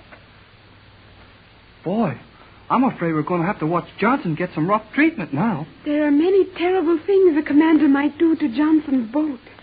That boat's got a couple of minutes head start, and he can make 55 knots if he has to. This tub can't do that. But this boat will not have to catch Johnson's boat. We will merely have to get directly astern of him, the axis of this boat directly on his true course. And then those awful submarine rays will be sent from the nose of this ship. Hey, when those rays start to happen, let's get away from here. We're right in the nose of this thing. Oh, but not now, Jerry. This was the nose coming out. It will be the stern on the return trip. Oh, that helps a little. Whoa there. Boy, this boat is slipping down awful fast. Oh, boy. That's just like riding on a roller coaster. We will soon be on an even keel, Jerry. This boat can submerge and right itself in 1 minute. It's all too fast for me. Now we're straightening out all right. And we're so near the surface you can see the daylight coming down through the water. Silence in the stern section. SE-1. Yes, Commander. Prepare the bow submarine ray, directional magnets.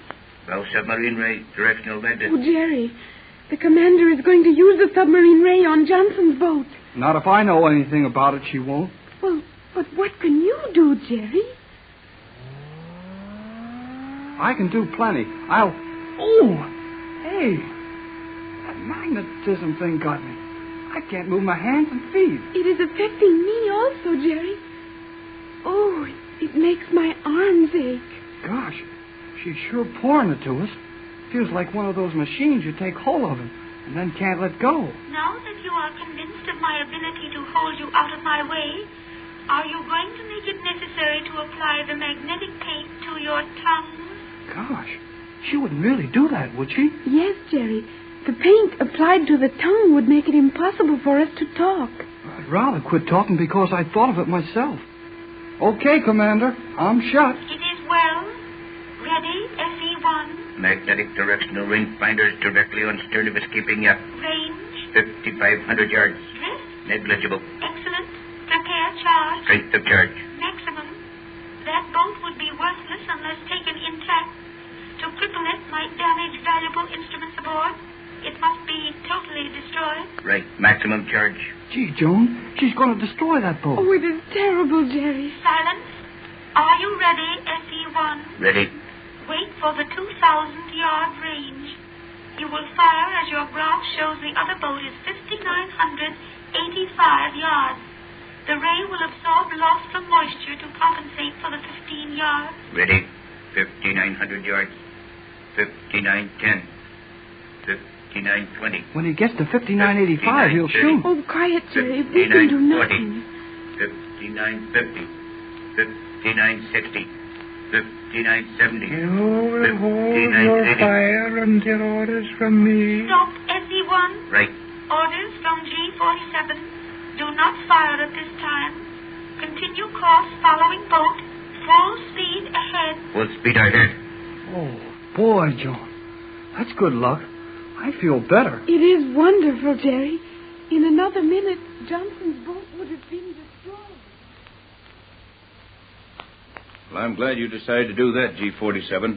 It wouldn't have helped any of us to sink that boat. Oh, Tex, I'm so nervous. It was only a matter of seconds until that submarine ray would have been cutting through the water and Johnson's boat gone. I have certain ideas I want to experiment with. Well, I don't care what you do. Now that Johnson is safe. He is 60 miles from this island. There is ample time in which to destroy the boat if you do not accede to my wishes. Yes, G47, anything you want. Right, Pap. We'll save Johnson in that boat no matter what we have to do. Very well. You, Captain, will take your position before the transmission panel. Speak to Johnson. Ask him why he did not lay to for the submarine. Upon your questions and his answers depend the lives of all on board that yacht. Go ahead, Tex, and don't antagonize G47. I'll do my best. Do you want me to use the yacht call? No, It is no longer necessary. Johnson has realized by this time that your yacht is powerless. Use my signature. Johnson's going to have a nightmare over this. Well, here goes. J12C. Bradford to Johnson on J12C. Hello, J12. Hello. I wonder if he'll be listening, Tex. He may not be near the set now. He'll be doing nothing but listening. He'll be looking to us for an explanation as to why Jerry invited him to run into a submarine boarding party. J12C, hello. You will continue indefinitely, Captain Bradford. Right. J12C. Bradford from the Euclidean control room to Johnson on J12C. We have observed you closely for the last half hour. Had reports from Sub. You must be running a direct course to this island. Position of island as given you before. Why did you refuse to speak submarine? Hello, Johnson. Hello. Must have answer to this message. Commander S1 to Captain Bradford. Have message for you. Must have G47 okay before give it to you. You may give Captain Bradford any message. Very good, G47. To Captain Bradford. Johnson's boat is well within range my sensitive frequency graphs in this submarine. Your wave very strong along Johnson's course, but reaching us unbroken. Apparently not being broken by Johnson's receiver. No evidence of any attempt to transmit from Johnson's boat. That is all. Thanks, S1. May I inquire how Jerry Hall and Cleostra are? Troublesome but safe, holding them in stern with magnetic safety belt. Commander S1 to Bradford. Say, G47, that message sounds kind of funny to me. What did she mean by saying my radio beam had not been broken at Johnson's boat? That is obvious, I think. You mean that she's got instruments on board that sub which will show if some receiver has cut a piece out of a beam she's receiving? Naturally. Well, that may be naturally to you, but it's black magic to me. I didn't know a radio wave lost such an amount of intensity by individual reception that it could be detected on another receiver. I'm afraid we know very little about Euclidia, Tex. Yes, I'm sure of it. But that little one last beats me. Like the farmer who wouldn't put up two windmills because there wasn't wind enough for both of them. He might have utilized your idle talk for the other one. Sorry, G47, but what can I do of any value now? Continue trying to raise Johnson. I will give you 300 seconds in which to speak him. Then I will order the destruction of his boat. Oh, Tex, 5 minutes. What can you do? Just keep trying. One thing's sure. If Johnson has his receiver open, he'll hear all our conversation in this room. That ought to convince him of the necessity of answering me at once. Keep trying, Tex. We've got to warn Johnson. Right, dear. I'll do my best. J12C, Johnson. Hello, J12. Bradford on Euclidia to J12C. Danger of your immediate destruction if you do not answer. What's the matter, Johnson? Hello, J12C. Hello, Johnson. Bradford to J12C. Emergency. Answer at once. S1 to Euclidia. Stand by for relay from Johnson. I am getting him on 19 meters. We'll relay while you are changing frequency. Stand by for relay from Johnson.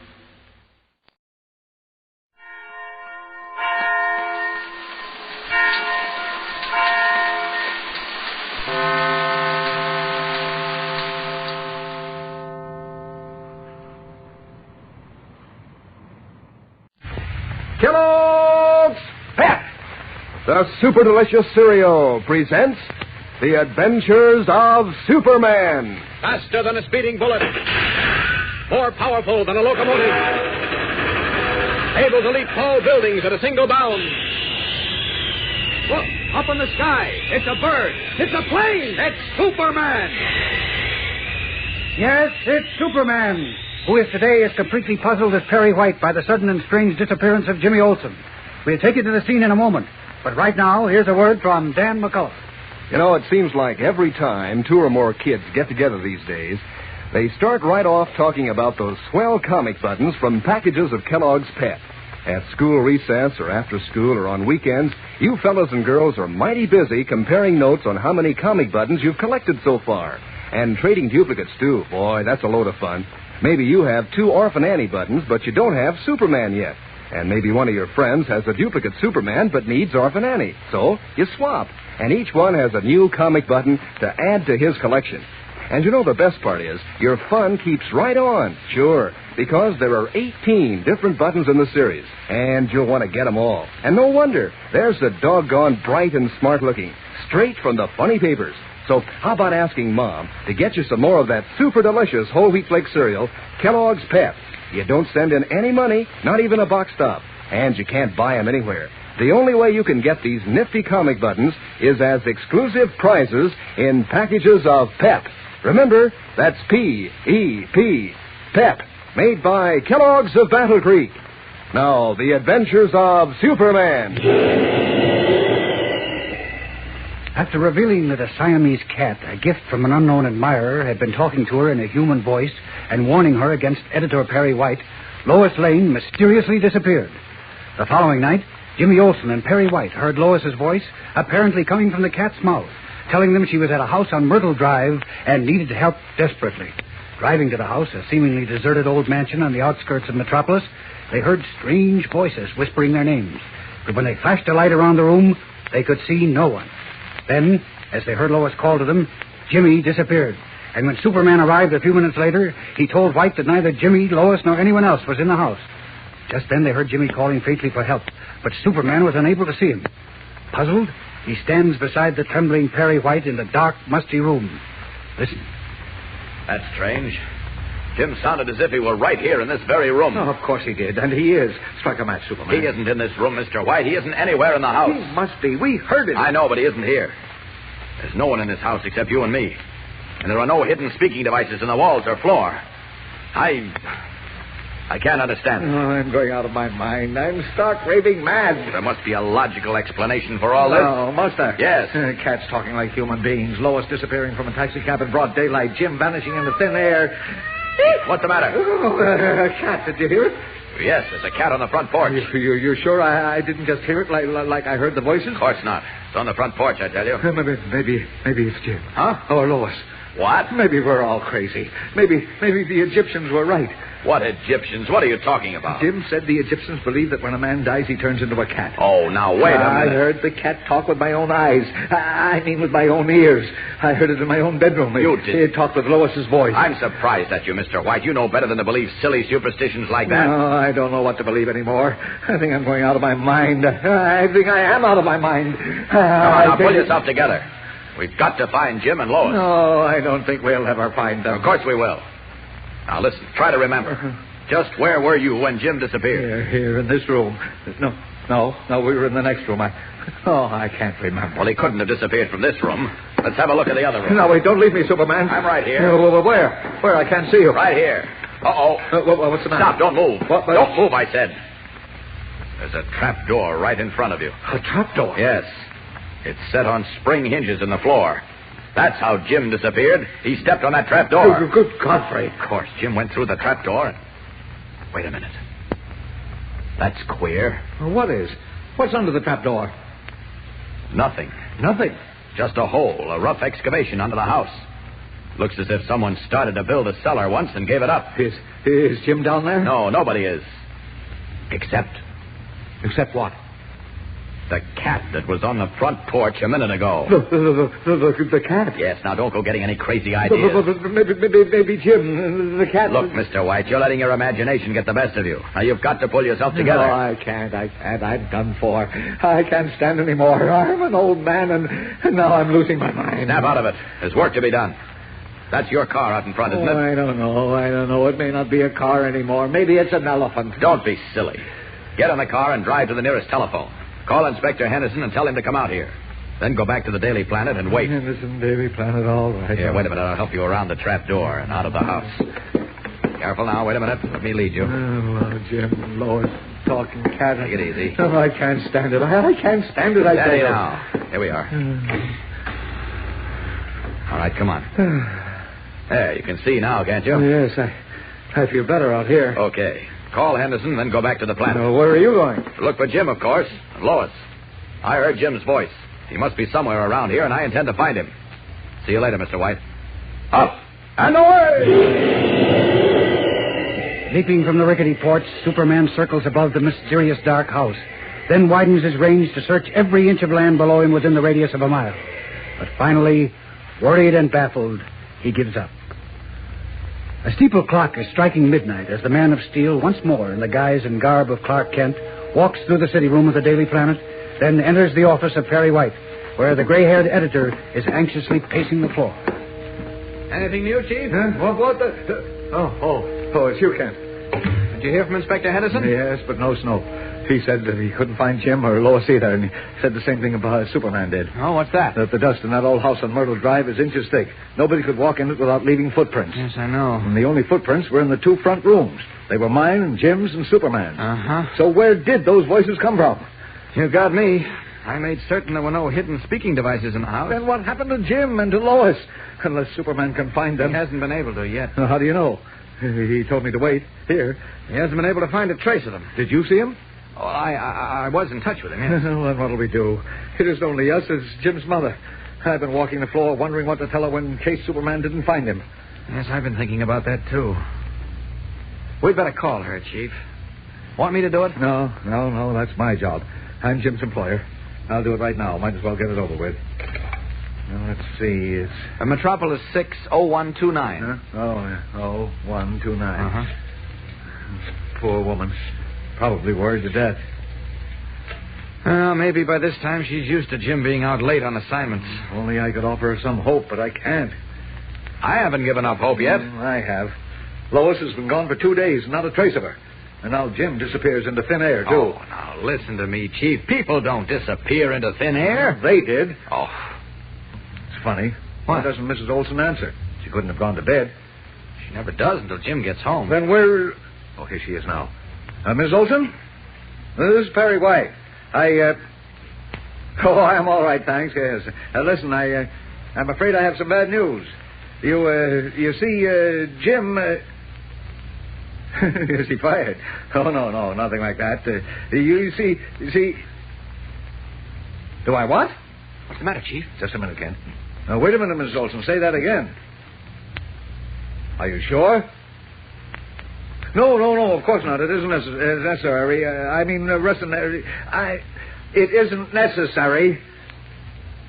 No, nothing. Good night, Miss Olson. Good night. Ken. What is it, Chief? Mrs. Olson says Jimmy is home in bed. What? Fast asleep. Amazed, Clark Kent stares at Editor Perry White. Jimmy Olson safe at home and asleep in bed. What does this mean? We'll return in a moment for the startling and amazing climax of today's episode, so don't move. But first, here again is your announcer. Say, gang, if you should happen to help your mother with a weekend or two of Kellogg's Pep, don't you forget to remind her, because this sunny golden toasted cereal tastes a doggone swell. It's so packed with flavor and so crisp and fresh that, well, you'll want to eat lots of it, because Pep is good for you, too. Mom will tell you that. It's got lots of whole wheat nourishment, not to mention good old vitamins B1 and D. Mighty helpful to growing fellows and girls. And, of course, because that's how you get those snappy comic buttons all the gang's collecting. Real humdingers they are. Brilliant red and blue and black pictures of your favorite comic strip characters on sturdy white enameled buttons that you can wear pinned on your jacket or your dress or cap.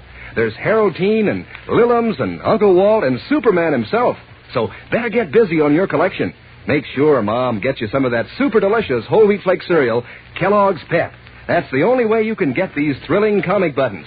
You don't send in any money, not even a box stop, and you can't buy them anywhere. But you get them as exclusive prizes in packages of P.E.P. Pep, made by Kellogg's of Battle Creek. Now, back to the adventures of Superman. Informed by Jimmy Olson's mother that the boy reporter was safe at home and fast asleep, Clark Kent and Perry White drove to Jimmy's house, eager to learn what had happened to him and why he had failed to get in touch with them after the experience at the deserted house. As we continue now, Mrs. Olson is leading the way to the stairs which ascend to Jimmy's top-floor bedroom. Now, we're sorry to disturb you at this hour of the night, Mrs. Olson, but it's very important that we talk to Jim. Oh, that's perfectly all right, Mr. White. I know how it is in the newspaper business. Tell me, have you heard anything of Miss Lane? No, not yet. Oh, my, the poor thing. And such a lovely girl she is, too. Jimmy's room's at the head of these stairs. I'll take you up. What the... What's the matter, Kent? I know where Jim's room is, Mrs. Olson. You don't have to bother coming up. Well, if you don't mind, then I won't go up with you. These stairs are a little hard on me as I get older. Oh, sure, you're not old. Oh, of course not. Look, did you say you saw Jim come home tonight? Well, no, I didn't see him. You didn't? But I heard him. Oh, I see. What's the matter with you, Kent? She said Just that... a minute, Chief. Go on, Mrs. Olson. Ever since I had the flu, Jimmy won't hear me waiting up for him anymore late at night. but I always hear him come in. And you heard him come in tonight? Well, yes, about an hour ago. Can't you have to play detective at 1 o'clock in the morning? Sorry, Oh, sorry. Now, don't mind him, Mrs. Olson. He's dizzy. Now, you go on back to bed. All right, then. Good night, Mr. White. Good night, Mr. Kent. Good night, Miss Olson. Good night. Come on, Chief. Hurry. Oh, now you're in a hurry. You waste 10 minutes asking dumb questions. They weren't dumb. Oh, no? What difference does it make when Jim came home? The difference is that he didn't. What do you mean he didn't? Get ready for a shock, Chief. That's Jim's bedroom. What's the matter with you, Ken? Nothing's the matter with me, but... Don't open the door. All right. Wait a minute. I'll switch on the light. Look, Chief. Look at what... Good Godfrey! What's that cat doing on Jim's bed? I don't know. And where's Jim? I'm not sure, Chief, but I'm beginning to get an idea. Pale and trembling, Perry White stares at the cat on Jimmy Olsen's bed. A cold black cat that, awakened by the opening of the door, rises and stretches, mewing plaintively, its green eyes glowing like emeralds. What does this mean? Where is Jimmy, and why is there a strange cat in this place? Superman is on the trail of the mystery, and in Monday's episode, he may have the answer. So, fellows and girls, don't miss Monday's thrilling episode of this exciting story. Tune in same time, same station, for another chapter of the mystery of the talking cat in... The Adventures of Superman. Faster than a speeding bullet. More powerful than a locomotive. Able to leap tall buildings at a single bound. Look, up in the sky. It's a bird. It's a plane. It's Superman.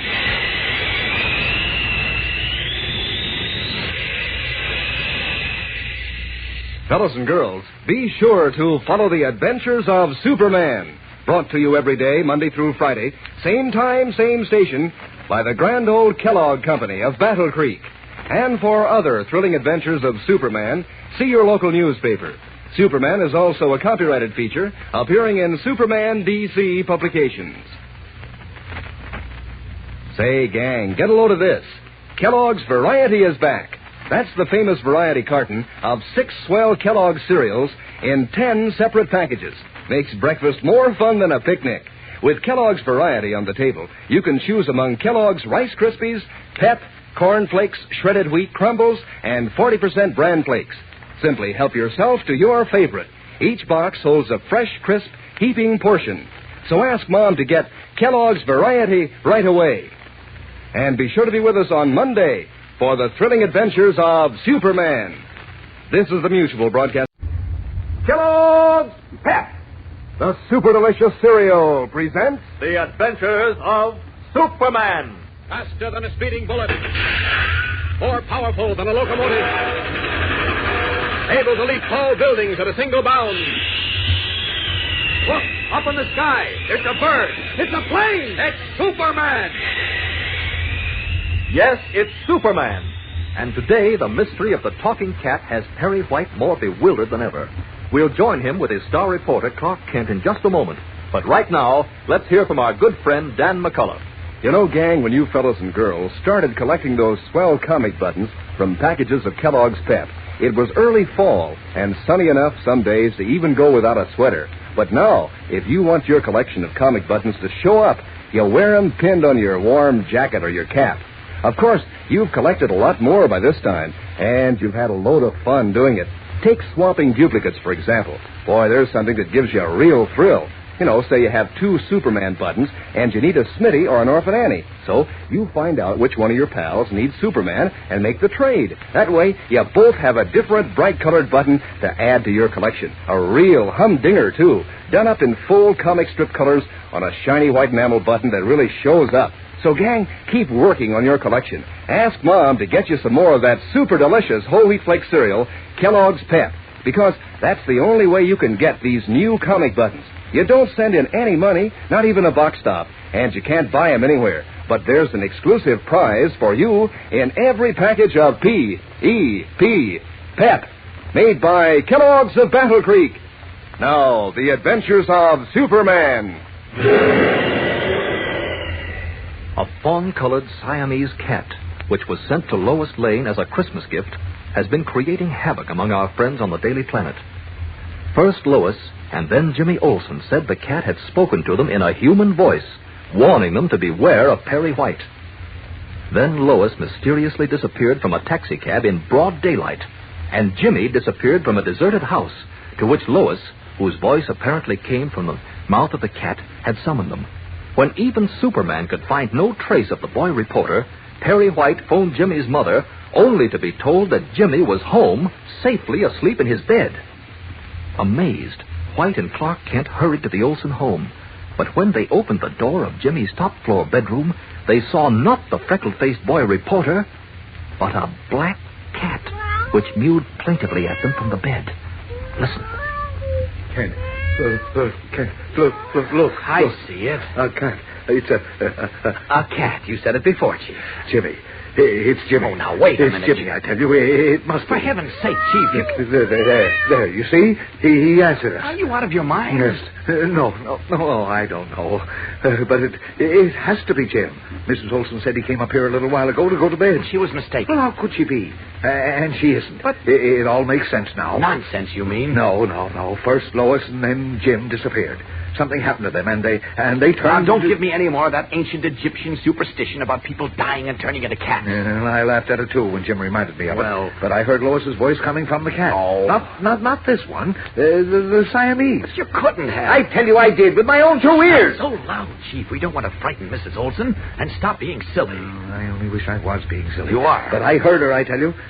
So did Jim. Cats can't talk. You know that. It was some kind of a trick. Well, that's what I kept saying until I heard it talk in Lois's voice. Oh. And then in the old house, we heard her again. We couldn't see her. And Superman said she hadn't never been in the house. That's right. But we heard her voice. And then we heard a cat. And Superman saw a cat. Well, so what? Cats often hang around deserted houses. Not talking cats. Now, wait a minute. After Jim disappeared, we couldn't see him either. But we heard his voice, and then we heard a cat. Oh. And Superman saw a cat under the house where Jim had gone through the trapdoor. Again, I say, so what? Cats like to go under houses. For heaven's sake, Chief, act your age. Then where is Jim? Well, I'll admit I don't know, but I'll tell you where he is. He's... You stay away from me, cat. Chief, Mrs. Olsen. Oh, yes. Now, look here, Chief. Unless you stop acting like a child, I wash my hands of the whole Now, matter. you get that cat away from me. Do you hear? You get the way I say. Now, you see? I told you to keep your voice down. It's all right, Mrs. Olsen. I heard Mr. White scream. Oh, well, he's always screaming about one thing or another. Now, we don't want to scare her. Pull yourself together. No, I can't. I've come all apart at the seams. My head is going around like a top, and my legs won't hold me up. Well, then sit down. Whatever you do, don't repeat any of that cat nonsense to Jimmy's mother. If it only was nonsense. Are you sure everything's all right? Oh, certainly. Why, well, where's Jimmy? There he is. Where? I don't see him. And what's that cat doing here? Jim doesn't seem to be here, Mrs. Olsen. Are you sure he came home tonight? Why, of course he did. I heard him. But you didn't see him. Well, no. Like I said, since I had the flu, Jimmy won't let me wait up for him anymore. But I heard him come in and go up to bed. You mean Jimmy didn't come in? Well... it was someone else? It was... Oh!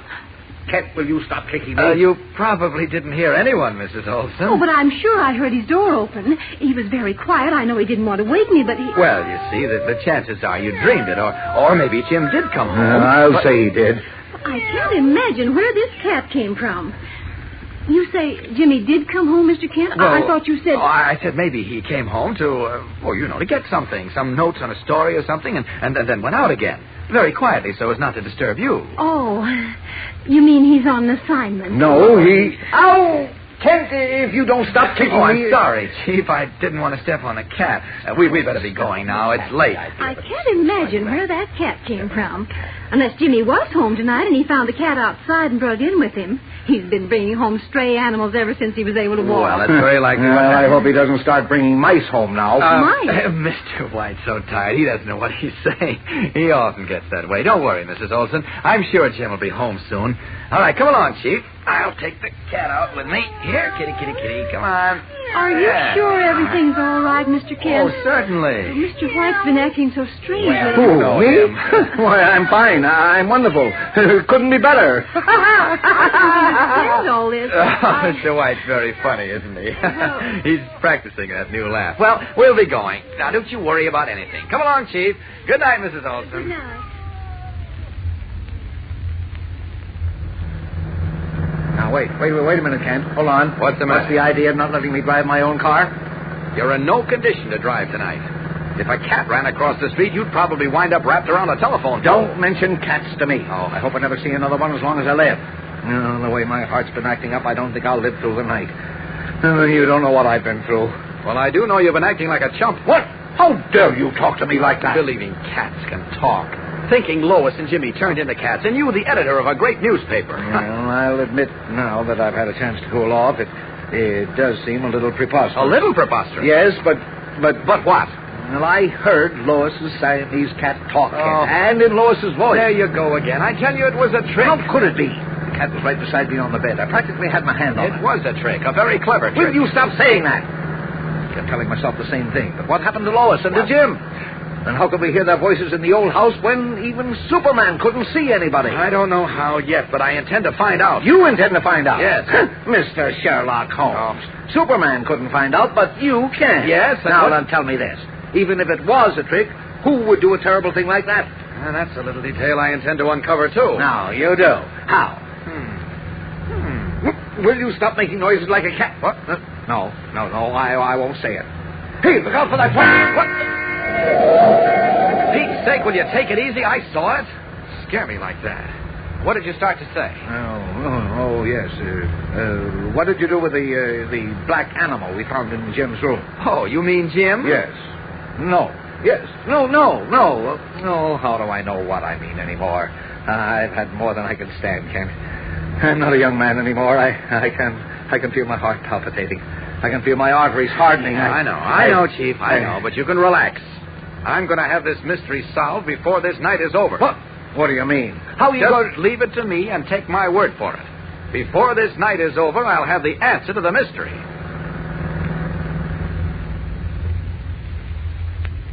How does Clark Kent intend to solve the baffling mystery tonight? We'll return in a moment for the tense climax of today's episode. But first, here again is your announcer. You know, it's hard to tell who's having the most fun collecting those grand comic buttons from packages of Kellogg's Pep, the fellows or the girls. Well, fact is, all you members of the gang are having a whale of a lot of fun, and there's a lot of rivalry to see whether the fellows or the girls can collect the most different buttons. Why, it's almost like a race. Of course, eventually, every kid will have all 18 different buttons in the series, from Herbie and Periwinkle right on up to Superman himself. Because these pictures of your favorite comic strip characters are so doggone brilliant and swell-looking that, well, you won't want to miss out on a single one. They're straight from the funny sheets, you know, accurate, true-to-life pictures of the friends that you follow regularly in the papers. And you feel like strutting around when you have all your different buttons pinned on your jacket or your dress or cap for everybody to see. So better hop to it, gang, because these thrilling buttons are easy as pie to get. You don't send in a single penny, not even a box stop, and you can't buy them anywhere. All you do is to ask Mom to get you a package or two of that super delicious whole wheat flake cereal, Kellogg's Pep. Inside, there's your exclusive prize. Remember, that's P-E-P, Pep, made by Kellogg's, the greatest name in cereals. Now, back to the adventures of Superman. Refusing to tell Perry White how he intends to solve the mystery, Clark Kent drove to the editor's suburban home, picked up the Siamese cat which Lois, Jimmy, and White insisted had spoken to them, and returned to his own metropolis apartment with the animal, accompanied by Perry White. Now, as the mantel clock points to 2:45 in the morning, the fawn-colored cat, having explored the small apartment, springs to the divan and curls into a furry ball, its strange gray-blue eyes regarding Kent curiously. White breaks the silence. Will you please tell me what this is all about, Kent? What's the idea of dragging me and that confounded cat to your apartment at this hour of the morning? And I brought you because I'm going to need your help, Chief. And I brought the cat because I expect it to tell me the answer to this whole riddle. You expect it to tell you? Yes. Unless I'm very far wrong, and I don't think I am, we're going to learn from Kitty here where Lois and Jim are, how and why they disappeared, and everything else. Now, wait a minute. You said you didn't believe the cat could talk. I don't. What? No, hold on. I may be a little screwy after everything what's happened, but I'm not so screwy that I can't recognize two conflicting statements when I hear them. Oh? First you say the cat can talk, and then you say it can't. Well, it can't. But it will. What? Of all the... Now, wait, Kent. Now, wait, take it easy. All this wacky stuff is beginning to get you, too. What? Now, I tell you what. You take a warm bath and go to bed. I'll sleep out here on the sofa. You think I'm going crazy, don't you? Huh? No. No, of course not. You're just a little tired and over-anxious like I am. Oh. Your nerves are frizzled. They're what? I mean frazzled. Oh. Now listen to me, Kent. You take a shower Wait. Huh? Well, what's the matter? The cat's going to talk. Who said it was? I did. Now, don't move and don't say anything. Well, how do you know it's going to talk? I'm telling you it will. Oh, you are you? Kent, you're crazier than I am. Why? You're twice as crazy. Wait a minute. Wait, will you? It's going to talk. It's going to talk now. Tensely, their eyes glued on the fawn-colored cat, Clark Kent and Perry White wait for it to talk. If Kent's hunch is right, the answer to the puzzling mystery is close at hand. Will the cat talk? Tomorrow's episode is jam-packed with excitement, fellas and girls, so don't miss it. Tune in, same time, same station, for the mystery of the talking cat in The Adventures of Superman. Faster than a speeding bullet. More powerful than a locomotive. Able to leap tall buildings at a single bound. Look, up in the sky. It's a bird. It's a plane. It's Superman.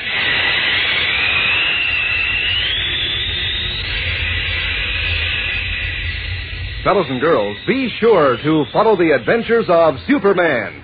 Brought to you every day, Monday through Friday.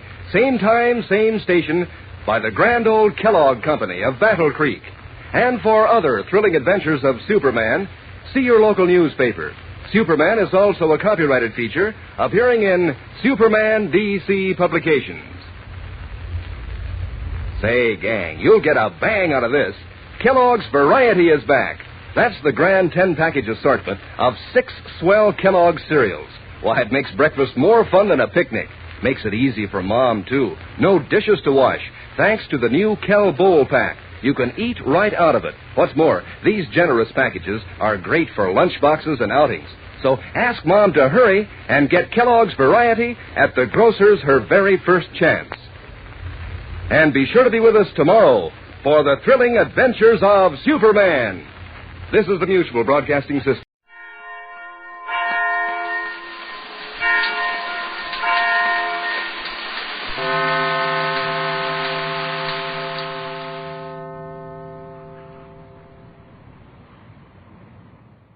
Tired of the everyday routine? Ever dream of a life of romantic adventure? Want to get away from it all? We offer you Escape. Escape, designed to free you from the four walls of today for a half hour of high adventure. Tonight, we escape to the prison island of New Caledonia and to the murderous conflict between one of the prisoners and the monstrous Monsieur Denou, official executioner, as John Russell tells it in his terrifying story, The Red Mark.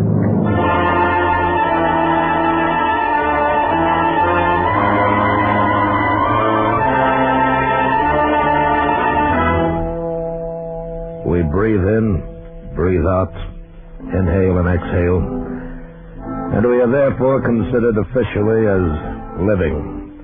Privately, however, and always with a snarl deep in our throats, we call ourselves the living dead. We sleep without resting, wake without desire, eat without pleasure, and work without hope. Some of us work in the mines, some in the copra sheds. I myself am a barber, but all of us wear the same straw sandals and the same rough canvas jackets, and we are never allowed to forget that this is the penal colony of New Caledonia, that we are convicts, and that France is on the other side of the world. Hello, Jemai. What? I'll be sure. You startled me. I didn't hear you come in. You were daydreaming. You know how it is. I know how it is for you. But Jemai, for me, the dreams are at an end. My life as a convict is at an end. You have your ticket home? Of course I have my ticket. I've only 8 more days to go. 8 days. 3 weeks on the ship, and then France. Freedom, wine, music, the theater. Shut up. Oh, sorry, Jemai. You are my friend, my very good friend, but Don't talk to me about France. I'm really sorry. You're leaving in 8 days, but I will be here for 13 more years. I know. I assume you wish to be shaved? If you'd be so kind. Be seated. Uh-oh. Jemai, look. What? Out the window there, coming across the compound. Oh, yes. Monsieur Duneau and his ugly little assistant bone beast. The vultures. It's no matter for concern. If one has a prison, one must have an executioner. Careful with that soap. Monsieur Duneau is neither flesh nor fowl, neither a convict nor an official master of the guillotine. He's a dog, a pig. But such easy work if one has a strong stomach. For merely pulling the cord on a guillotine only 3 or 4 times a year, he's permitted a house of his own, even a wife. He's a corpse who should be buried with a stake through his heart. I hate him. Oh, ignore him. He's nothing, an old bag of bones. He's the devil himself. Devil, huh? Jemai, if he were the devil, he would not be the stupid fool that he is. Ignore him, I tell you. I do. Ignore him, huh? It can't be done. Careful with that razor. Oh, I'm sorry. Are you trying to become an executioner yourself? Bichot, there's something you know about Monsieur Duneau. Tell me what it is. Look, Jemai, you will say nothing until next week, until I've sailed? Nothing, I swear it. All right, I trust you. You know his wife, of course. You mean that little girl? Yes, from the fishing village down the coast. Zelie, her name is. Well, what about her? Do you not agree that she's beautiful? That marriage is a sacrilege. True. But you can't blame her. Monsieur Duneau bought her from her family. Disgusting. Of course. But is she not beautiful?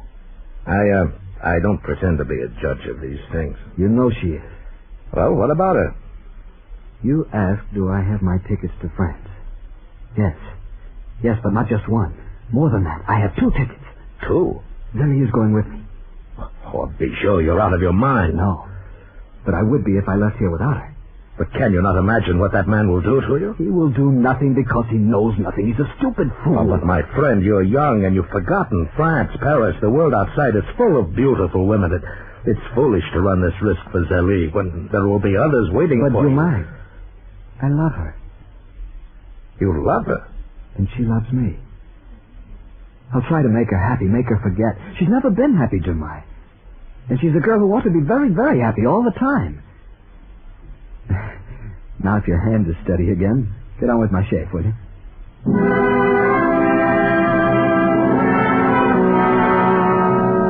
I saw that my little friend Bichot was in dead earnest. Right or wrong, foolish as he might be, he meant every word he'd said. And suddenly, I realized how much alike they were, he and Zelie, the child bride of the executioner. They were both small and slim, with lively eyes and mouths that were quick with laughter. Why, they even looked alike. Across the compound, Duneau was talking with his jackal of a servant as they promenaded. A gaunt, black-garbed monster. He was the only convict among us who never wore the shapeless gray canvas clothes. I glanced at the 2 of them now and then as I went on shaving Bichot, wondering what they talked about. What they dared to talk about in the bright, clean light of the sun. That hideous pair of devils. Master? What is it, Bambi? The little one who smiles too often, Bichot. What about him? In the barber's there. He's being shaved. Do you assume the fact to be of some interest to me? I only mentioned it. Hardly necessary.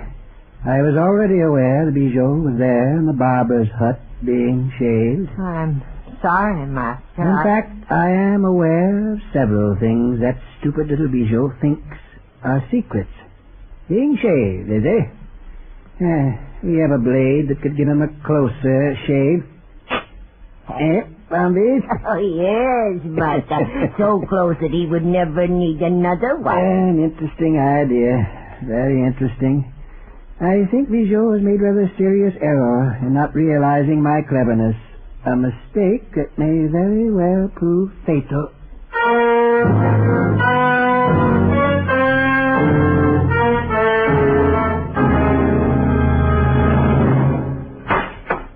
Zelie. Who is it? Your husband, my little one. Your old husband. You were expecting someone else, perhaps. No, of course not. But you're home early. Did I surprise you? Well, I enjoy surprising you, my dear. Do you mind? No. But the dinner won't be ready for another hour yet. I'll start it at 1. An hour? What is an hour when we have a lifetime together? Rosalie? Yes, sir. Even though I'm an old man, old enough to be your... your father, You do not answer me. I don't consider you old, sir. Thank you. Then we will have many more years together. No? But, of course, sir. And we must make good use of those years. We must do things, Anything you wish? Then why not begin with a small trip up the coast? I can easily get permission. Whatever you say. Good. Then we shall leave the 1st of next week. Next week? Yes, my dear. Why not? But next week, 8 days from now, the boat stops here. Really? I had forgotten about it. But what could that possibly have to do with us? Well, letters. There will be letters for you from France. And your papers. You know how you love your papers. Ah, you were so considerate of my welfare, Zoe. Try to be, sir. You must love me very much. I said, you must love me very much. Oh, of course. Say it. What? Say that you love me very much. I love you very much, sir. Pity. It's so unfortunate you must always address me as sir. Much too formal. It means nothing. It's only a habit. You must do something about that habit. I'm going out while you prepare dinner, Zoe. I must see Bombiste about a little matter. You'll be back soon? But of course. How could I bear to be away from you? Not to see you or touch you for even one single night. Goodbye, Zoe.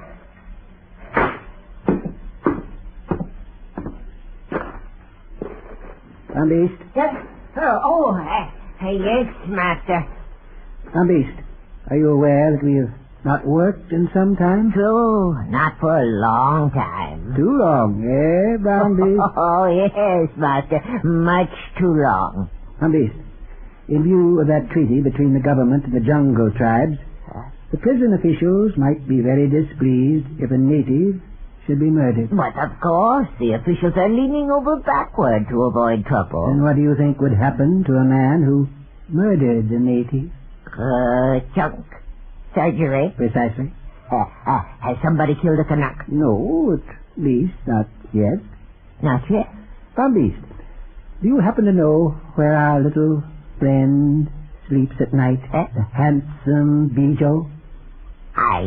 I think it is in barrack number 12. Would you find his bed in the dark? Yes, master, but if it is a matter of slipping a knife between his ribs, there are much better places than the barracks. Why not in the jungle, where it may seem that a native... Please, Bombiste. Oh, I'm sorry, master. You are not going to slip a knife between Bijou's ribs. In fact, my little Bombiste, quite the contrary.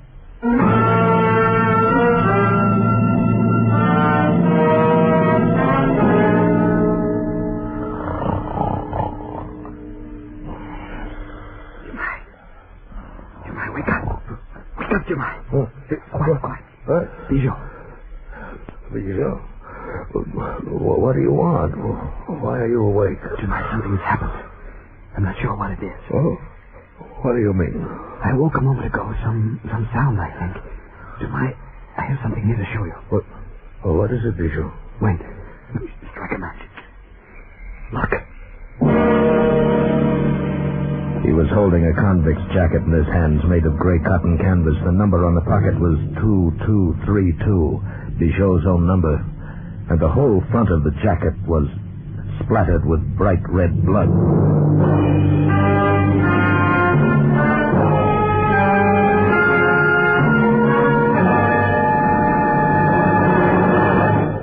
In just a moment, we will return with the second act of Escape. But first, most people like to know what to expect. But on at least one CBS show, a great part of the fun is in what turns up on the spur of the moment. That show is Groucho Marx's great quiz, You Bet Your Life, heard every Wednesday night on most of these same CBS stations. Now we return you to the second act of Escape.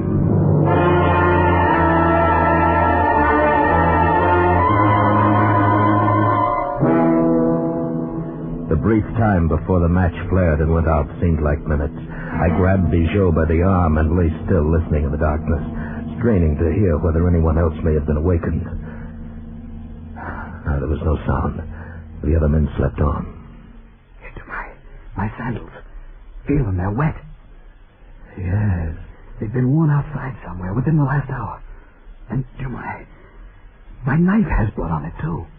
Bijou, tell me quickly, where have you been? What have you done? Nothing. I've been asleep. You've not been out of the barrack? No, I swear it. Jemai, what is this? What does it mean? Bijou, I think it means that someone is more clever than you. Wait. What is it? The prison dogs. Listen. Yes. They're coming this way. Jemai, are they after me?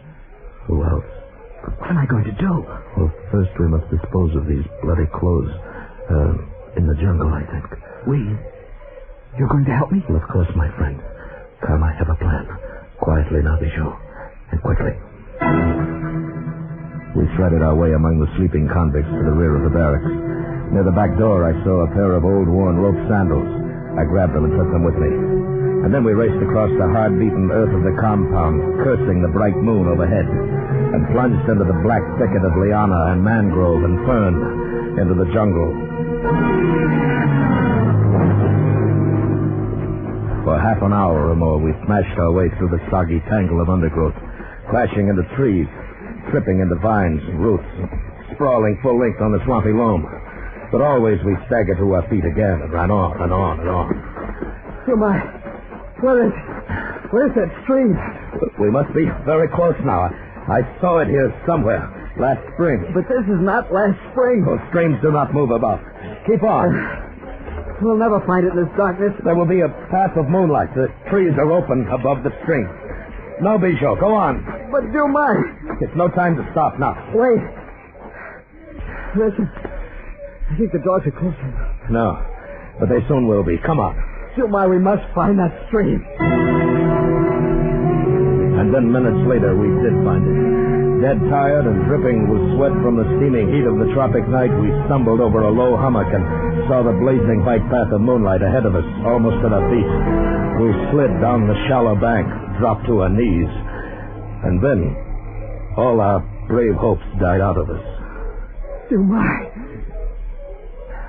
the stream is dry. Bijou, I tell you, last spring it was a torrent. It filled these banks so high, higher than my head. It's dry. Not a trickle.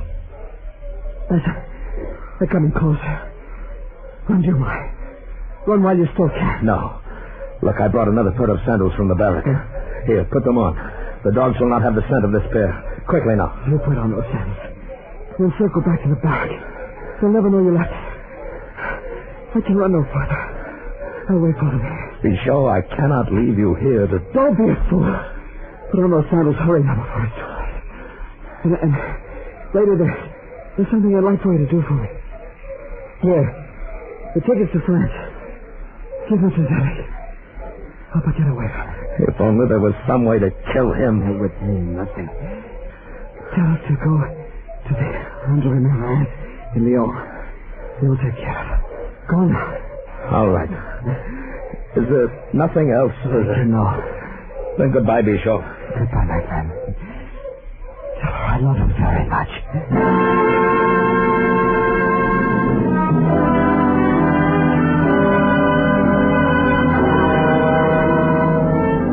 Being a convict, I was, of course, not permitted to attend the trial of my friend Bijou for the murder of a native.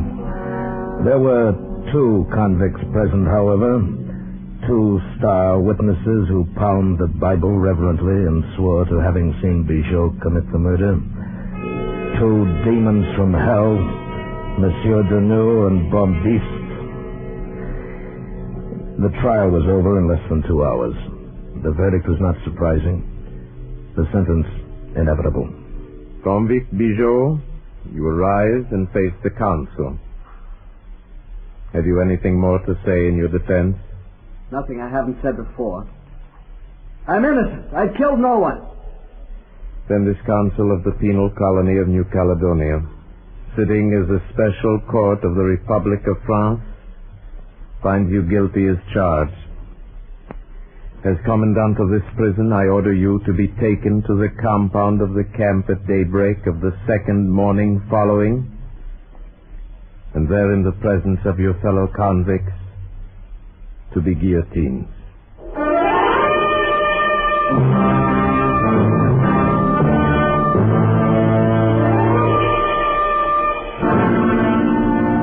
The night before the execution, I stood outside Bijot's cell, rolled cigarettes, and handed them to him through the barred window.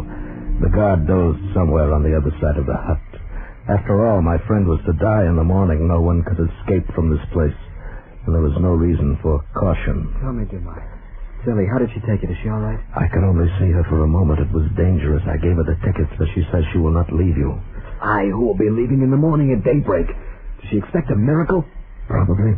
Because she is in love with you. She's very upset, of course, nearly out of her mind. Poor little Sally. I hope it goes well with her in France. Bijot, is there nothing at all I can do for you? No, nothing. The Republic has been very thoughtful in all the details. Even a bottle of red wine with my last meal. Oh, the vintage was atrocious. Bijot. And look, they've even left me the black hood, which I wear to the guillotine. I suppose I'm to make sure of the size or get used to wearing it or something. My friend, would you like for me to send for the priest? No. He was here, but I sent him away. I thought he would need a good night's sleep since he's supposed to accompany me in my ordeal. Oh, not, of course, to the extent of getting his head cut off, you understand. But Joe, how can you make jokes about a thing like this? My friend, how can I do anything else? The game is over. Should I pound my head on the wall and scream like a madman? Quiet. Someone is coming. Bijot, are you there? It is Zélie. What? Zélie! Over here. Who is it? Jemai. Come. Here by the wall. She's right. We must not waste time. Zélie, go away from here quickly before they find you. Be quiet, dear. Here, the key to his cell. Let him out. The guard's asleep. Where did you get this?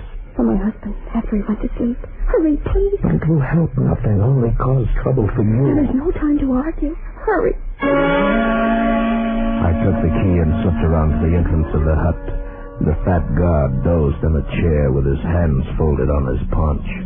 I moved past him, tiptoed to the door of Bijot's cell, fitted the key in the lock. I held my breath, but nothing stirred.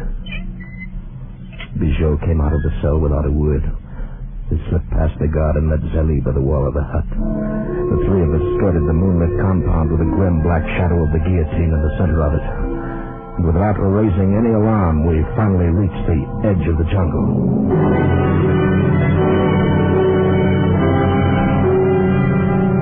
Zélie clung with a desperate grip to Bijot's hand and wept sometimes. But gradually it became clear to all of us that there was no answer, no escape. Bijot might swim to the ship lying in the harbor, but with a prisoner at large, it was sure to be searched before it sailed. The coast in either direction was too well guarded, and that left only the jungle and the hills beyond. Hills swarming with savages who were quite aware that the head of an escaped convict delivered to the commandant was good for a bolt of bright red calico. But in our despair, the jungle seemed to offer at least some forlorn hope. And so it was decided. Bijot would try to reach the western side of the island, and from there Australia, while Zélie would sail on the ship when it left in the morning and wait for word in Lyon. One thing was fortunate. She had brought the clothes Bijot had planned to wear to France. We could leave his convict garb in his cell and stop any trail. This time there would be no dogs. 3 hours before dawn, after a long kiss for Zélie and a hand grip for me, Bijot turned and struck into the jungle, and Zélie broke into tears. He has no chance. And there's a bond to find him and kill him, Monsieur Dumais. No, he has no chance. Oh, he's very clever, Zélie, and brave. Of course there's a chance. I think he knows he'll kill him.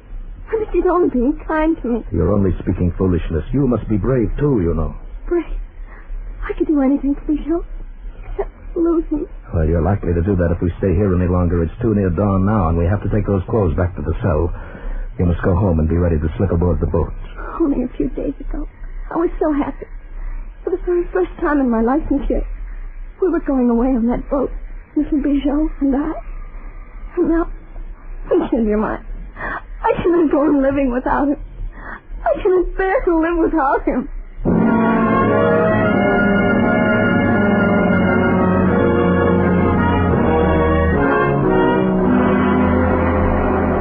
As was the custom in those days, we knelt bareheaded, over 400 of us, on the hard-packed dirt of the compound facing the guillotine. The morning sun burst suddenly over the eastern rim of the sea, its blood-red color fitting for the business at hand. The commandant of the prison stood only a few yards from me. Just beyond him, fussing over their hideous machine, those two vultures of evil, Monsieur Deneau and Bombite. The stage was set. The audience was ready. And only I knew that the star actor would not make an appearance. Is everything in readiness, Monsieur Deneau? Quite in readiness, Monsieur le Commandant. Very well. Bring out the prisoner. I looked toward the cell hut and waited, keeping my face as blank as all those around me. And then a priest and a guard stepped out of the hut and came toward us, and walking between them, wearing the gray convict's uniform and the black hood of the condemned, was my little friend Bijot. One moment of shock, and then I suddenly understood his apparent agreement with our plans a few hours earlier. He had reasoned that by this time Rosalie should be aboard the ship that had waited only for the tide to sail. She would not know of the execution for months, a year or more perhaps. And by then she would be settled safely in France. And so Bijot had come back to face his death. Maurice, place the condemned prisoner on the rack. Yes, master. Of all of us in the compound that morning, the man who was to die seemed the least afraid, and the least concerned of any.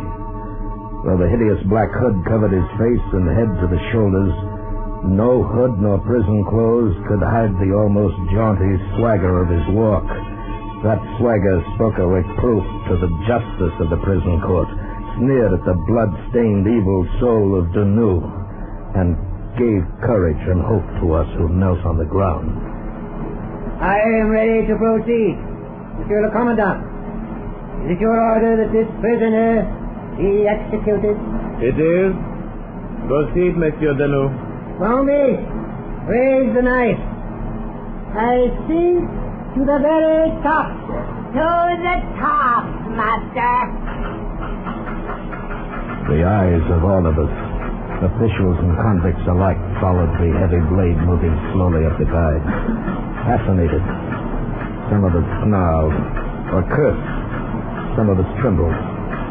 But only Monsieur Deneau smiled to himself. So intent was my gaze that I hardly noticed the native who pushed past me carrying a leaf-wrapped bundle and walked up to the commandant. Here. What is it? What are you doing here? We bring him one fella head. Alasani, you give him one piece calico. We've had no escape here. Long time, fella here, no chop-chop bush. Alasani, bring him one fella head. You look. Monsieur Deneau, holding the release cord of the guillotine in his hand, smiling still, had not noticed. The native fumbled with his package, and suddenly out rolled a human head. One that was impossible to mistake. You! But this is the head of the convict. Bijot! And who in the name of heaven was the prisoner on the rack? Monsieur Deneau, stop! No, stop! Monsieur, that was not Bijot. Here is his head. Look. Not Bijot. Who is it you have killed? Pull off the hood and see. No, I'm afraid. Monsieur Deneau, remove that hood. And then, suddenly, I knew. It was not necessary for me to see who Monsieur Deneau had executed. Little Rosalie had taken the place of Bijou on the guillotine, and now had joined him in death.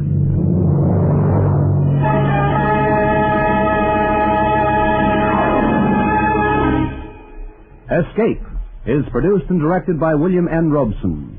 Tonight we have presented The Red Mark by John Russell, freely adapted for radio by Les Crutchfield and Manny Grotnick. Featured in the cast were Bill Conrad as Dumais, Harry Bartell as Bijou, Will Gear as Monsieur Denou, Barbara Whiting as Zélie, Junius Matthews as Bombiste, and Paul Frees as the Commandant. Special music was arranged and conducted by Del Castillo. Next week... You are in command of an English destroyer sailing to join the North Sea Patrol in October 1914. It is midnight, and from the coast of Flanders comes a desperate signal for help, which you want to ignore, but which destiny forces you to answer and to become the man who won the war.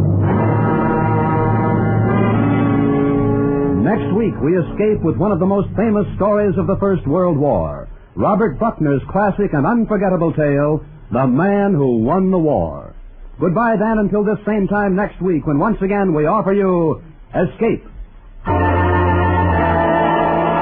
Bing Crosby's got a wonderful lineup of guests on his CBS show this Wednesday. Tomorrow night on most of these same CBS stations, it'll be the Firehouse 5 plus 2 plus 3 Andrews sisters plus Bingle himself. Be listening, won't you? Now stay tuned for the latest adventures of Philip Marlowe, which follow immediately over most of these same stations. This is CBS, the Columbia Broadcasting System.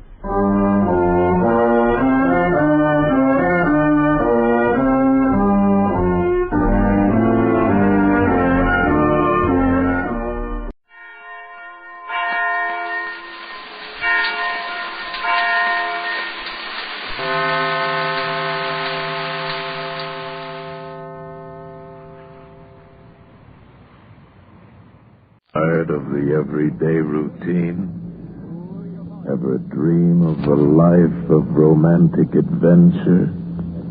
Want to get away from it all? We offer you Escape, designed to free you from the four walls of today for a half hour of high adventure.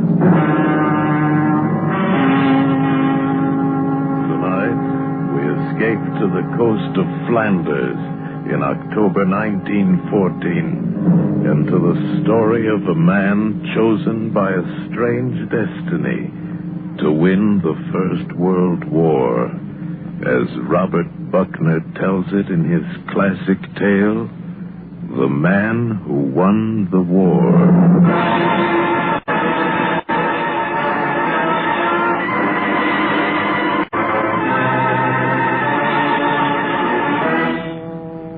Gentlemen, I've asked this board to meet by the authority vested in me as chairman of the Naval Committee of the House of Commons. A great wrong has been done, gentlemen, and I have been asked by my colleagues of the House to see if it cannot be righted.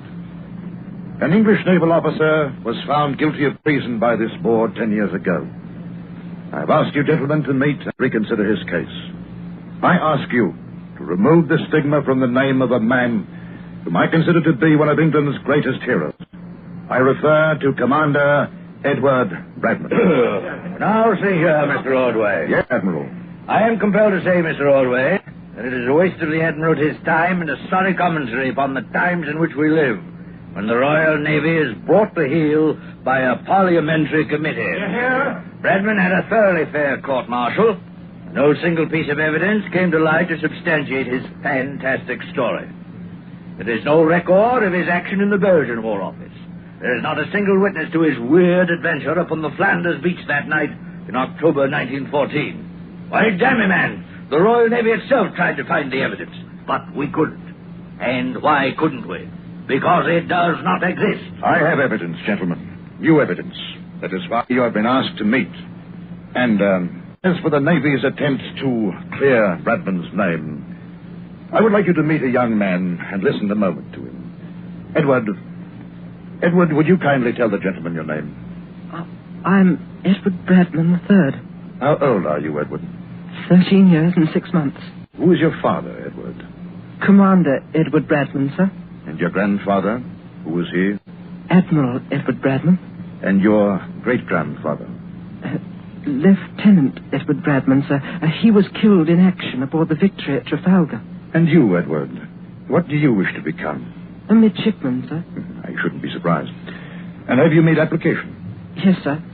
At the Royal Naval College at Dartmouth. And were you accepted? No, sir. Why not? They said there was no place in the Royal Navy for traitors or their sons. Well, gentlemen. This is scarcely added proof, and I must censure you, Mr. Ordway, for bringing this lad in here, wrapped in the Union Jack, so to speak, subjecting him to such an ordeal, a disgraceful cheap show. Admiral, I am not on trial here. The Royal Navy is. You want added proof of Commander Bradman's innocence, you shall have it. Here. Here's a letter from the commander, brought to me 3 days ago by the gentleman sitting here beside me. Commander Bradman is lying ill at Newport across the Channel in Belgium. Seriously ill of a tropical fever he contracted during those years when he fled the disapproval of Navy men throughout the Empire. This may be the last word you will ever hear from Commander Bradman, gentlemen. I charge you, listen carefully. It is dated October 24th, Auberge de Deux Matelots, Newport, Belgium, gentlemen. It is 10 years ago tonight that I first set foot upon this Flemish beach. I have returned here tonight under a sort of compulsion, like a criminal returning to the scene of his crime. But I am no criminal, and what I did here 10 years ago was no crime. I am tired of saying it and of being disbelieved. I am tired, and I am ill. I shall not make this statement again. I make it this last time at the encouragement of the man who brings it to you, the proprietor of this little inn, and the one man in the world who has ever believed my story.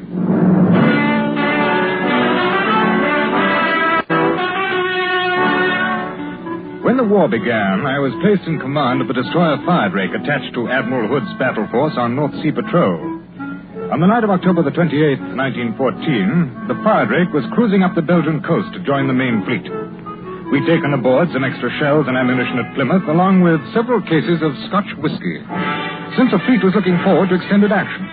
And I'm afraid those cases were uppermost in our mind that night as we sat around the wardroom after dinner. I say, Commander, what brand of whiskey did ship supplies put aboard? Oh, I don't know. Johnny Walker, I dare say. I don't believe so, sir. Cameron Highlander, I think it said on the boxes. Oh, come now, Mr. Ainsley.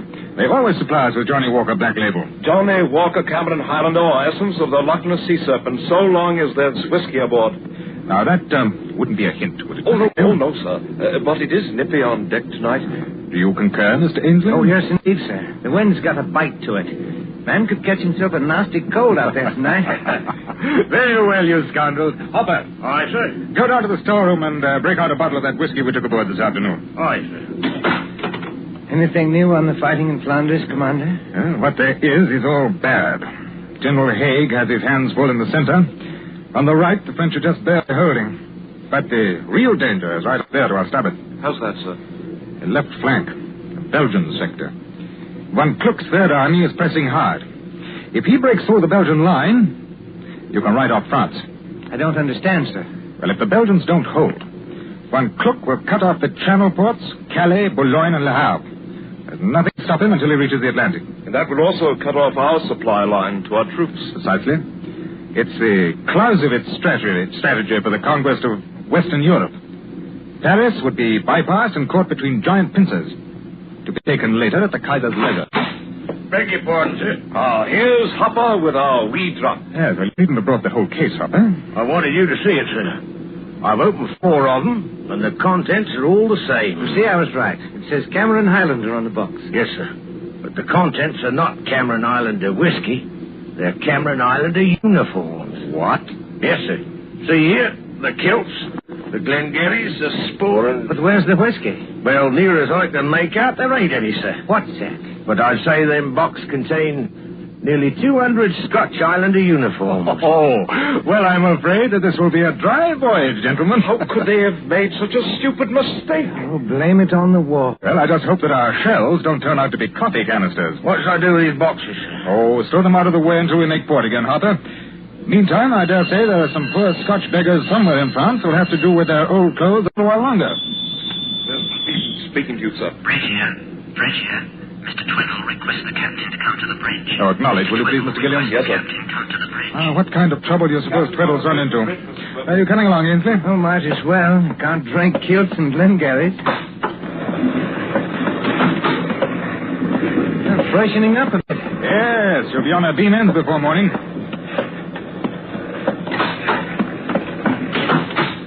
Yes, Mr. Twiddle? I thought you ought to see this, sir. What? Look out there on our starboard quarter. A tiny light. Oh, yes, I see it. Take a look through the night glasses. Yes. Flashing on and off. According to my reckoning, we're off the mouth of the Isa River. Now, if you look at this chart, you'll see that there are no lighthouses along this stretch of coast. Yet there's a flashing light where no light ought to be. Perhaps it's a signal of some sort, sir. Yes, undoubtedly, but whose? Germans can't have gotten this far. How can you be sure, Mr. Ainsley? Now, wait a minute. That light's flashing a message in Morse code. G-R-O-G. G-R-O-G. Quartermaster. Aye, sir. Change course to 110. Change course to 110. Aye, sir. What you going to do, sir? I'm going to take a closer look. But, sir, this might be a trap. Yes, it might. But don't you recognize the code word grog, Mr. Twiddle? No, sir. You didn't serve in the Royal Navy as a midshipman, did you, Mr. Twiddle? No, sir. My apprenticeship was in the merchant service. Well, then, of course, grog wouldn't mean anything to you. I don't understand, sir. Well, Mr. Twiddle, G-R-O-G is a midshipman's joke. It means good rum on goose days. I still don't understand, sir. When is goose day? That's the joke, Mr. Twiddle. Goose day never comes. Ah. Yeah, it's juvenile, I admit, but fascinatingly esoteric when you're 14 years old. But why would anybody be sending a midshipman's code word from the coast of Belgium in the middle of a war? That, Mr. Ainsley, is what we're going in to find out. Be good enough to tick off a landing party, will you?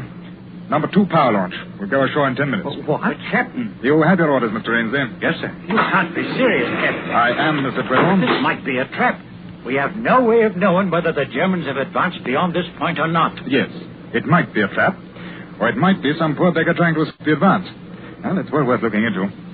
If they were sending a plain SOS, I might be suspicious, but the choice of that half-secret snotty's code word makes me think it's worth looking into. But suppose it is a trap? Mr. Twiddle, it would be somewhat the reverse of the classic rules of warfare for a land force, no matter how large, to attempt the capture of a naval vessel on the high seas. Nevertheless, the enemy's devilishly clever. Oh, don't you worry, Mr. Twiddle. I'm not asking you to go ashore. I'm leading the landing party myself. Well, it's not a matter of fear, sir. Naturally. But one of caution. Yes, of course. I'll speed ahead. Half speed ahead, Fleet orders clearly state... I am quite aware of the contents of the fleet orders, Mr. Twiddle. And they state that elements of the Royal Navy are to give all possible aid and assistance to shore positions. They also limit such aid to ships of the class of the Mercy in 7. That is very true, Mr. Twiddle. Then we'll stretch the limits of that portion of the orders a little, shall we? Furthermore, we're under specific orders to rendezvous with the flagship at dawn. Then we may be a little late. Sir, I protest that this is not... Apparently things are different in the merchant service.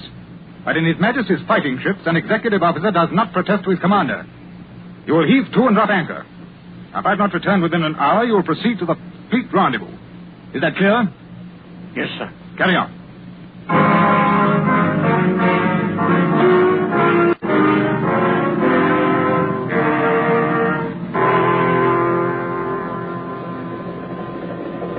I'd say we're about a half mile down the beach from the lighthouse, sir. Good.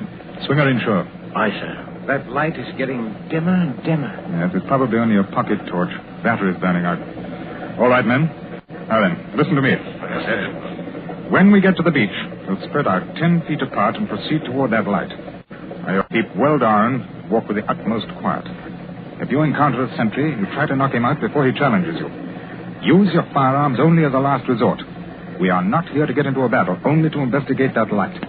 Now, if we should be engaged by the enemy, I will fire 3 rapid shots as a signal to return to the boat. Hopper and Spurgeon will remain with the boat. Hopper. Yes, sir. If we have to retreat in a hurry, you wait until the last possible moment before you shove off. Yes, sir. Any questions? All clear, sir. All right. Brace yourself, lads. We're coming into the surf. Now, men, move. Over the side and hold your rifles high.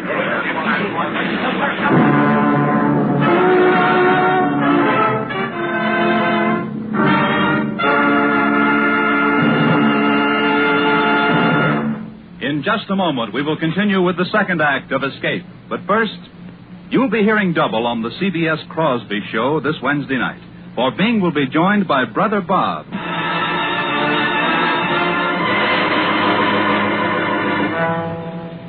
You may imagine the fearful anxiety with which our little landing party hit the beach that October midnight in 1914. We had no way of knowing whether the coast was in Belgian or German hands.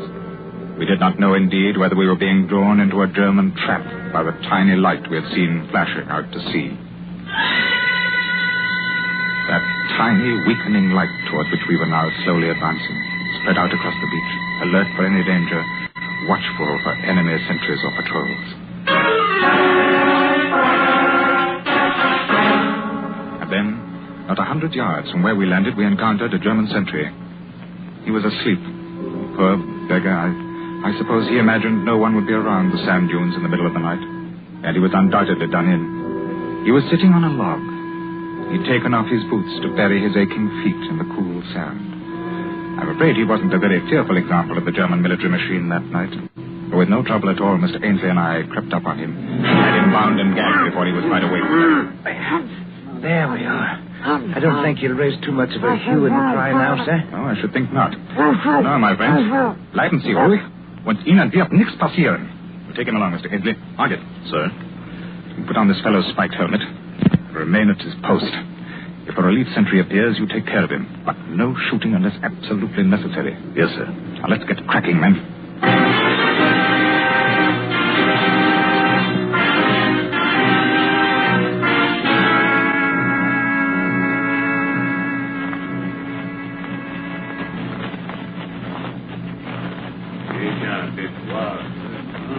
Hold up, sir. What's that? I thought I heard voices. All right, men. Halt. They're speaking French. Then they're allies. Still, we must make certain. You take two of them, men, and come up on them from the rear. Yes, sir. I'll approach from the side. Now, I'll do the talking. If it's a trap, I'll give the signal to fire. After one volley, you break for it and rendezvous with the launch. Yes, sir. Evan, Stanley, come with me. Aye, sir. Wilkins, Rodman, Noah. Aye, sir. Follow me quietly. Keep your heads down.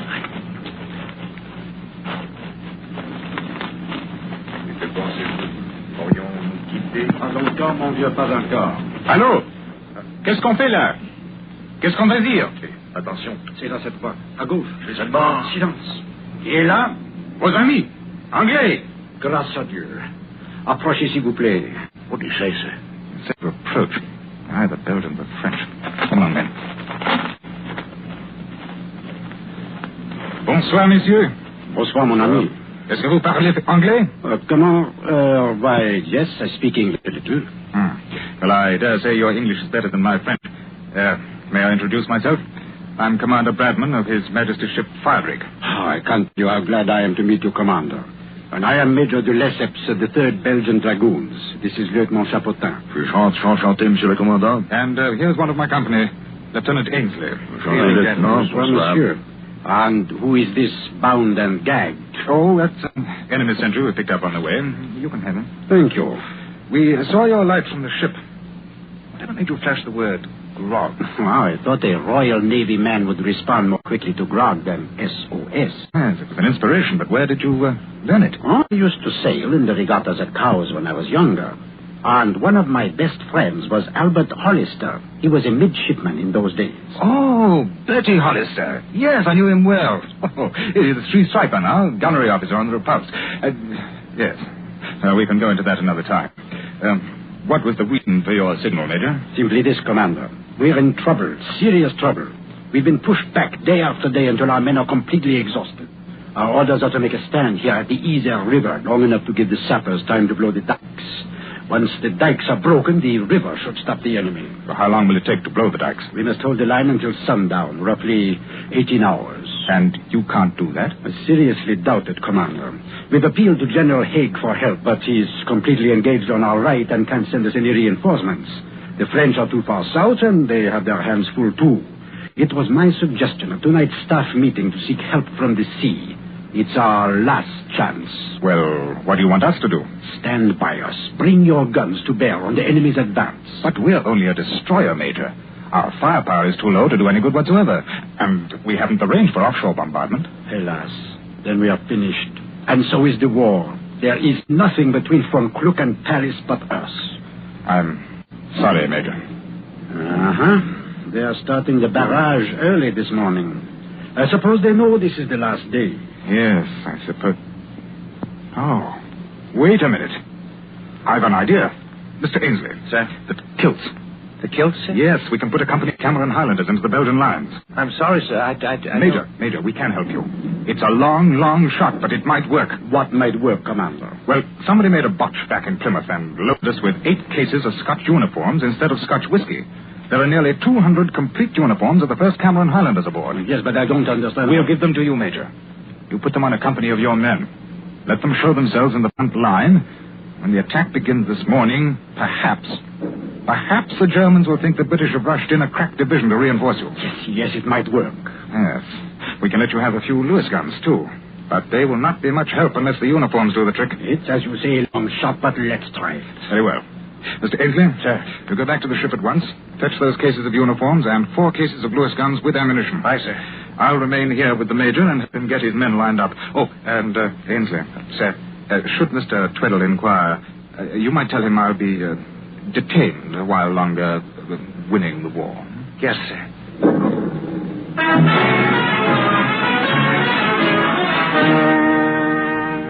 It was a sight I shall never forget. 200 men solemnly changing their battle-dirty green uniforms for the gay kilts and tartans in the pale light of the setting moon. Everything was done with the utmost dispatch and in utter silence. And it seemed to me that the bright plaid put new energy as well as hope into the battle-weary Belgians. They look like the real thing, don't they? Yes, they certainly do. You know, I believe this will work. Oh, I nearly forgot, sir. What, Ainsley? Mr. Tweddle asked me to tell you the flagship's been trying to reach you by wireless. Oh? What did they want? Mr. Tweddle didn't say, sir. Well, they'll have to wait until this business is finished. Mr. Tweddle said he'd replied, sir. Oh, well, very well, then. That's the last of him. 1,000 thanks, sir. Oh, not at all. Scotch kilts are precious little use to a ship full of sailors. But they may do a turn for you this morning. I feel sure they will. Well, we must be on our way. Less than an hour until daybreak. Goodbye, Major. Goodbye, Commander. You must look me up after the war. You always reach me at the Navy Club in St. James's Square. Thank you, sir. I'll do that. Au revoir. Au revoir, Major. Bon chance, that sort of thing. Huh?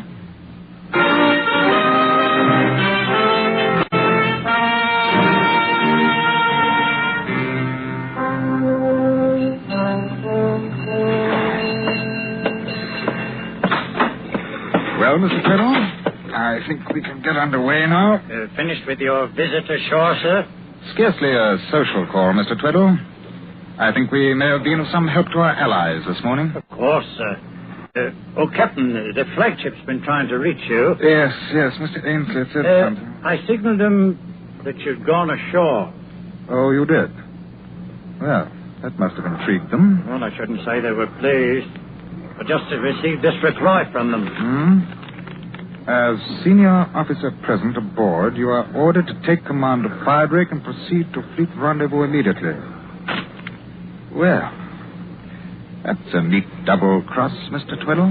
I'm sorry, Mr. Bradman, but my responsibility is to the ship on which I serve. Yes, I can see it is. However, since you're once more aboard... Oh, no, Mr. Tweddle. You have your orders from the flag. Follow them.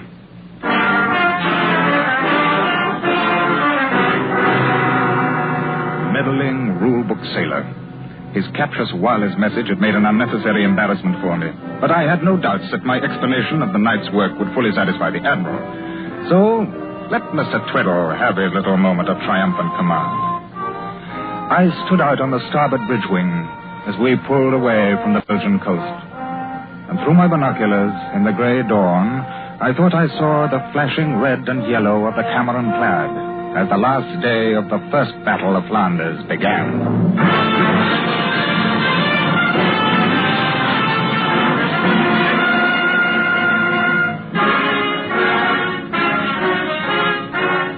expected. The Admiral made a thorough investigation of the matter, and a few days later I faced him in his quarters aboard the flagship. Mr. Bradman, your little adventure of a few nights ago involved some very serious breaches of discipline. You disposed of war material without authorization. You left your ship without authorization. You deliberately violated the fleet orders regarding assistance to land forces. And I managed to stop the German advance dead in its tracks, sir. Mr. Bradman, we know that the German advance has been stopped, but it was stopped by opening the dikes of the Iso River, a plan which has been part of the Belgian and French grand strategy for years. Sir, the dikes would never have been opened if the Belgian lines hadn't held that last day of the battle. And they were held because the Germans' attack was slowed down. And it was slowed down because the Germans thought the Belgians were reinforced by the 1st Cameron Highlanders. Mr. Bradman, I have given your story the benefit of every doubt. I have even queried the Belgian General Staff to try to substantiate it. I have their reply.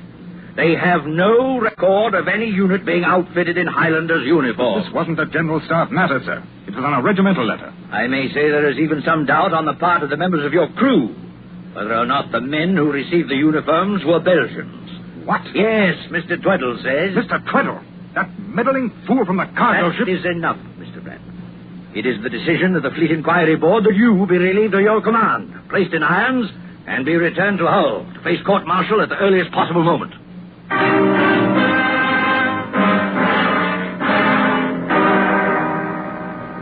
The court-martial at Hull sustained the Board of Inquiry's decision, and I spent the rest of the war in prison. Afterwards, naturally, I had to leave England, and wherever I went, Cape Town, Vancouver, Singapore, Melbourne, sooner or later, their story followed me. Sooner or later, some ex-Navy man would turn up who recognized me, and I would have to move on.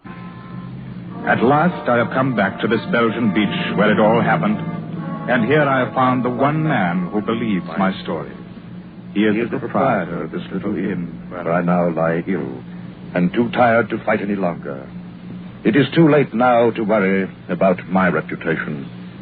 But he has persuaded me to write this letter that my son may not have to bear the undeserved infamy which I have been forced to endure. And he has kindly offered to carry this message to any who may yet be interested in clearing the record of Edward Bradman, Commander, Royal Navy. That's all very well, Mr. Ordway. But there is not a single statement in that letter that has not been entered as evidence in Bradman's court-martial. There's no new proof. There's nothing here... Excuse me, Admiral. I wish to present to this board the bearer of Commander Bradman's letter, Mr. Wolfgang Bechtel. Guten Tag, gentlemen. You are the proprietor of the Auberge des Deux Matelots, where Commander Bradman is now staying. Yeah, I am. But your accent, you're German, aren't you? Yes. How is it that you own an inn on the Belgian coast? After the war, I could no longer bear to live in Germany in the midst of the misery that I had helped to cause.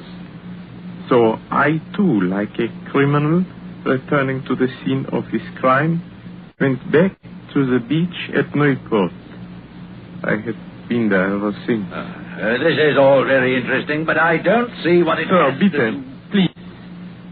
I am the proof you have been asking for. I swear that every word of Commander Bradman's statement is truth. Commander Bradman is indeed the man who won the war. I know, because I am the man who lost the war. I was the sentry who fell asleep.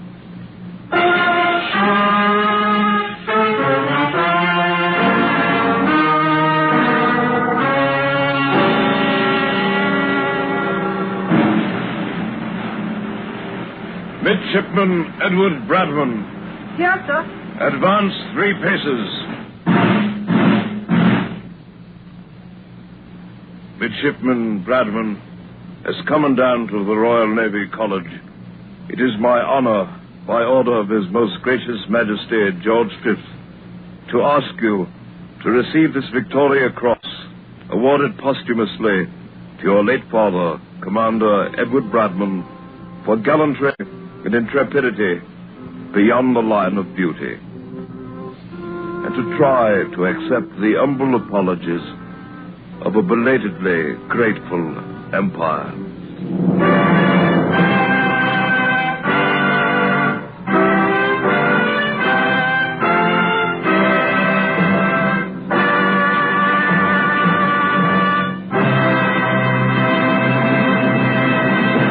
Escape is produced and directed by William N. Robeson, and as tonight presented The Man Who Won the War by Robert H. Buckner, dramatized for radio by Mr. Robeson.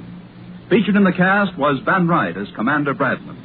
Also heard were John Daner, Terry Kilburn, Joseph Kearns, Barton Yarborough, Jeff Corey, Ian Wolfe, Paul Freese, Charlie Lung, and John Hoyt. Special music was arranged and conducted by Del Castillo. Next week... You are standing on the floor of the sea in the middle of the sunken city of Port Royal, with its fabulous chests of treasure waiting to be hauled to the surface. But your life depends on the ship above you, where the treachery of your partners has left you with no escape. Next week, Escape will be heard at a new time on Friday evening.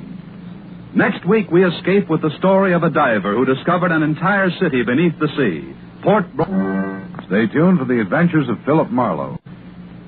10 p.m. BULOVA, Bulova Watch Time. Bulova Maxim, including band, valued at $12.75. Complete, only $29.75.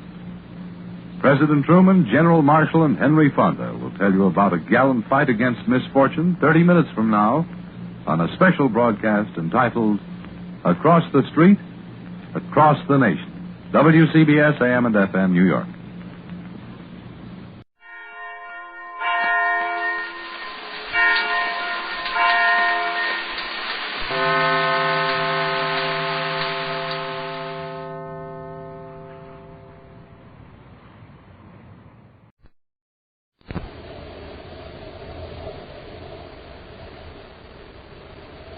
The American Broadcasting Company Radio Network presents Space Patrol. High adventure in the wild, vast reaches of space. Missions of daring in the name of interplanetary justice. Travel into the future with Buzz Corey, Commander-in-Chief of the Space Patrol. In today's transcribed Space Patrol adventure, Buzz and Happy have entered a laboratory on the planet Mars to capture a criminal. With ray guns drawn, they advance toward their foe, who suddenly darts behind the high-frequency generator. He's trying to get out the door, Commander. After him, Happy, before he gets away. Yes, sir. I can't move. You're in a high-voltage field. Throw down your gun. I can't.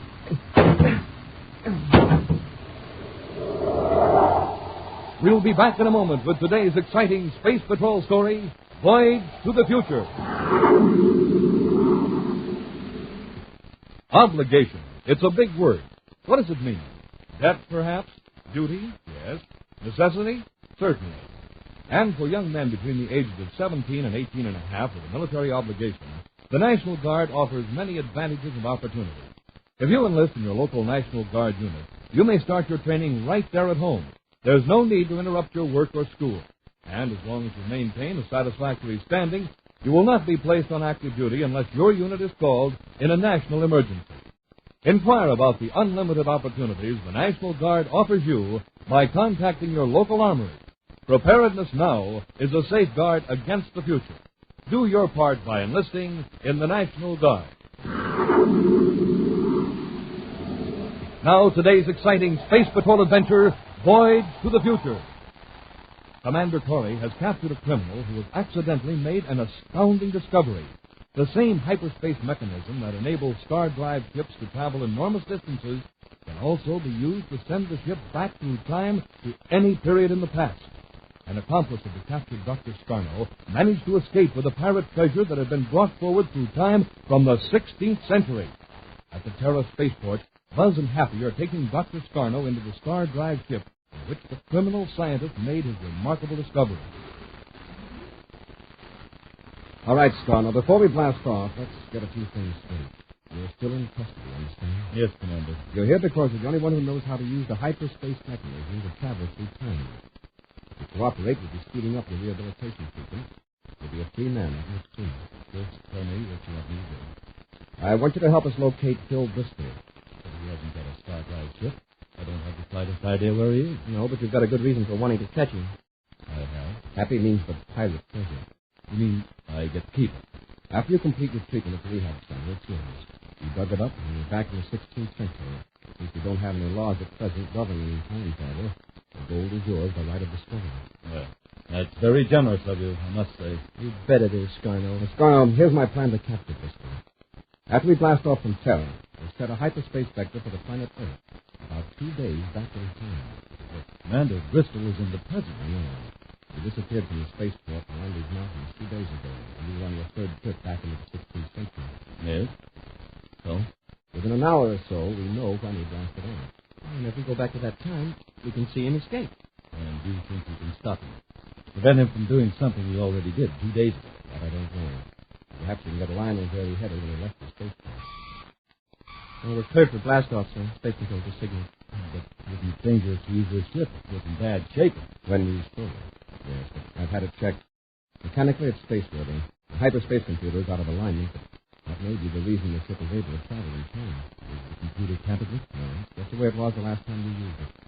All right, prepare for blast-off. Hap, close ports. Close ports. Fire jets. Fire jets. Up ship and away.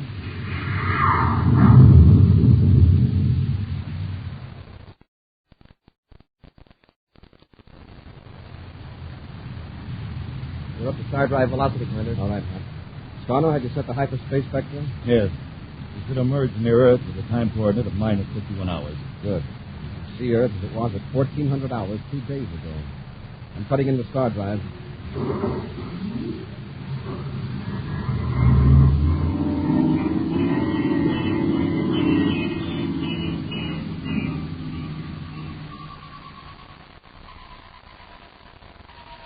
How do you feel, Scarno? Well, a little dizzy, but I don't think I'll black out this time. We're probably getting used to the hyperspace transition. Happy, ready to check Earth with the viewscope. Yes, sir.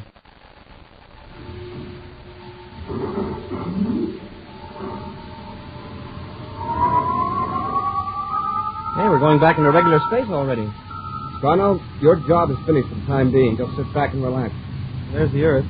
Not a focus of viewscope from South America. We'll vector in a few thousand DUs nearer the planet. Well, what if we check Bristol's spaceport and he isn't there? You mean we miscalculated the time. Let's go back an hour, sir. Hey, Commander. There's a ship in the starboard viewscope, outward bound from Earth. Hey, Cap, get it tight and fast. Yes, sir. It's a private cruiser, Class C. Just try to ship it that description. It was Andes Port. Is that right, Scarno? Yes. Increase sensitivity and get the registry number, huh? Bristol ship was EPC 504S.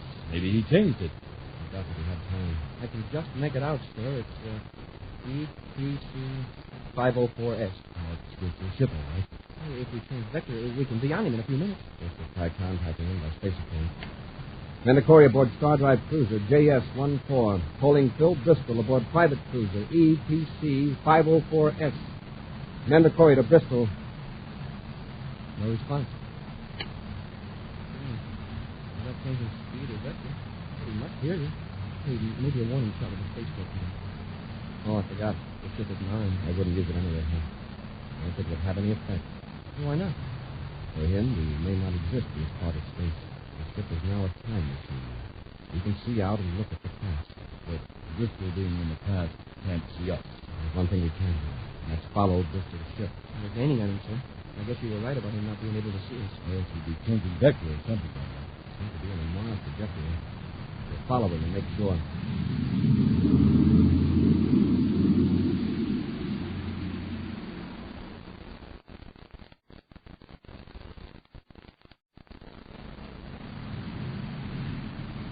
You were right, sir. Bristol's heading for Mars. Mm-hmm. Apparently he's going to land at Lowell City. Lowell City. Scarno, do you know if Bristol has any contacts in Lowell City? Any place he might hide? Yes, he mentioned a town named Ormond Betson. Who is this Betson? What does he do? Anything that pays a profit for very little work. At the front, he's an aerial prospector. You know, he flies over land with electronic probes searching for precious metals. That sounds like honest work. You don't know Betson. All right, it's now minus 50 hours, 40 minutes. Set up the hyperspace computer to return to our present time. Look, that's more than 2 days from now. Bristol may be somewhere else by then. We can't get a lead on him from Detson. We're backtracking through time. Now get busy, Scarno. Set a vector for Mars. Present time. Ormond Detson's laboratory in Lowell City is small but well equipped. The array of ore samples, charts, and testing devices indicate that Detson is a serious, capable expert on metals. At this moment, he is examining some coins handed him by Phil Bristol. Yeah, they're gold, all right. Of course they are. But look at the dates on them. They're genuine Spanish coins minted in the 16th century. They look too new to be genuine, Bristol. A coin collector who knows his business will just laugh at you. They're 14 centuries old, I tell you. And I've got a whole chest full of them. A real pirate treasure. You've stumbled on some of Captain Kidd's hidden loot. Really, Bristol, I'm insulted to think you try to pass such a phony job of counterfeiting off on me. Detson, listen. I know this is going to sound crazy, but these are the real thing. They were transported from the past into the present. That's why they look new. Oh, sure. I should have known. They're right out of the 16th century. If I'm lying, I hope a bolt of lightning strikes me dead. Oh, you sure jumped. What was it? Nothing to be alarmed about, Bristol. If you don't get close to that machine over there, I'm charging up some fake tellurium. Oh, what's the idea? Plant the stuff on some land a friend of mine owns. We sell the valuable property to a sucker. And we split the profits. Great. But isn't it dangerous, the machine, I mean? You're near the machine during a charge and you're holding a piece of metal, you get knocked across the room, that's all. In another hour, I'll have some fake tellurium, and we'll test out like a real thing. It's more than I can say for your Spanish coin. You've got to believe me. I've been waiting here in Lowell City for 2 days when we got back from Venus. These aren't fakes. Dr. Scarno accidentally discovered a way to travel into the past. Dr. Scarno? Yes, he stole a star drive ship. A hyperspace computer was out of adjustment. And he ended up in the year 1591. He figured out how to control it. Now he can use the ship to travel in time as well as through space. Where is Scarno now? Unless he's still back in the 16th century, he's probably looking for me. What? That's why I need your help. Scarno left the treasure chest with me while he made another trip into the past. And you double-crossed him? You idiot! For one little chest full of gold, you ruin a chance to make millions. Talk about killing the goose that laid the golden egg. But listen, I didn't want to get mixed up with Scarno. The Space Patrol will be after him for what he did to Commander Corey and the cadet. What did he do to them? He's going to drop him off in the 16th century. Drop them off? Oh, what a marvelous idea. I sure got to hand it to Doc Scarno. With Corey back in the 16th century, Scarno won't have to worry about him being here in the 30th. But Scarno's still on the spot. Corey's got friends. Sure. So has Scarno. Next room, Bristol. Go on, get moving.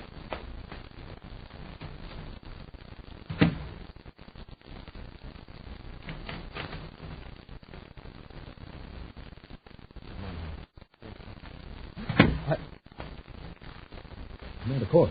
That was surprise.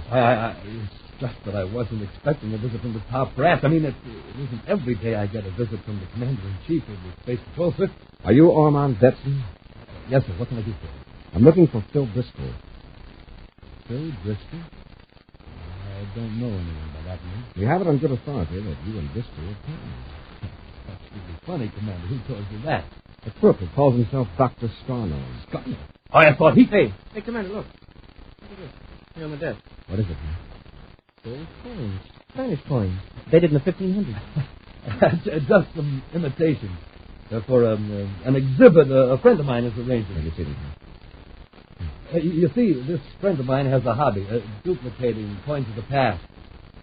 You can tell by their new appearance that they're not meant to be the real article. They're just artistic copies. These are the real thing, Detson. What? If you believe it or not, it doesn't matter, but it proved that Bristol was here. Where is it? And he was telling the truth after all. Scarno did go back into the past. That's right. Yeah, and he tried to Shanghai us back to the 16th century. At present, he's safely locked up in the compartment of the star drive ship at the spaceport. Tell us where Bristol is, or you'll be joining Scarno. Now, don't try to get away, Detson. We'll use our ray guns. You won't find Bristol if I'm unconscious. After him, Happy, before he gets away. Yes, sir. I can't move. You're in a high voltage field. Throw down your gun. I can't.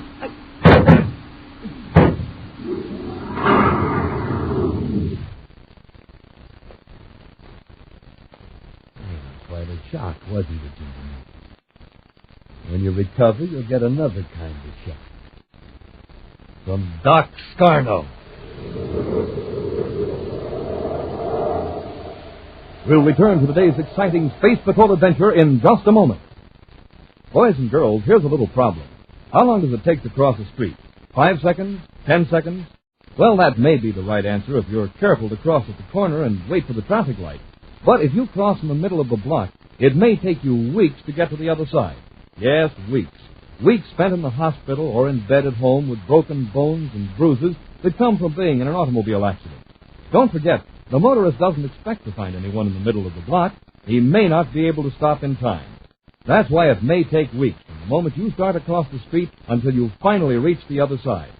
The second you might save isn't worth those weeks you might lose. So be careful.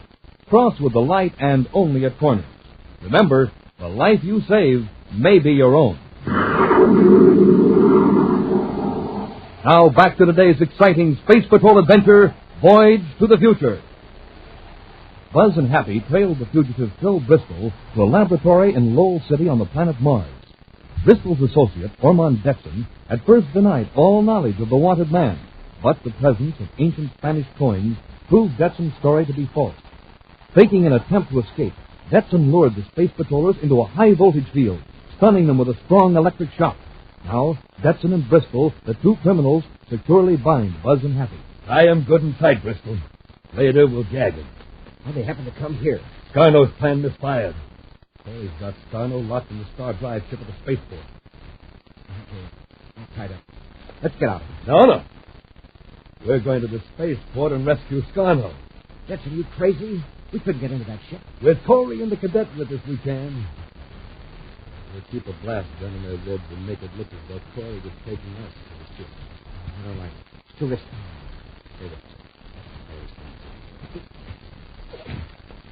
All right, relax. Corey, you're tied up. Better turn us loose. Happy and I aren't back at the spaceport very soon. We'll be having company. Don't worry. We'll be back on, Corey. You're taking us to Scarno. If you try to tip off your men, we'll use a blaster on the first hero who tries to stop us. Knowing that any attempt to escape or spread an alarm would be fatal to themselves and to others, Buzz and Happy permit themselves to be taken to the Lowell City spaceport by Detson and Bristol. Unchallenged, the two criminals, apparently escorted by the space patrollers, board the Star Drive ship and release Dr. Scarno. Scarno immediately takes charge and forces Buzz to blast off. All right, Corey. Get away from the controls. Move. Okay, Scarno. Detson, you take over. Sure, Doc. Keep watching the view scopes. If you sight any space patrol ships, we'll go on the Star Drive. Look, why don't we go back into the past to pick up some more treasure? We'll be safe there. It isn't as simple as that. You have to know exactly where the treasure is. Yeah, and besides, you can't do anything while you're in the past that would change the real future. Hey, I've got it.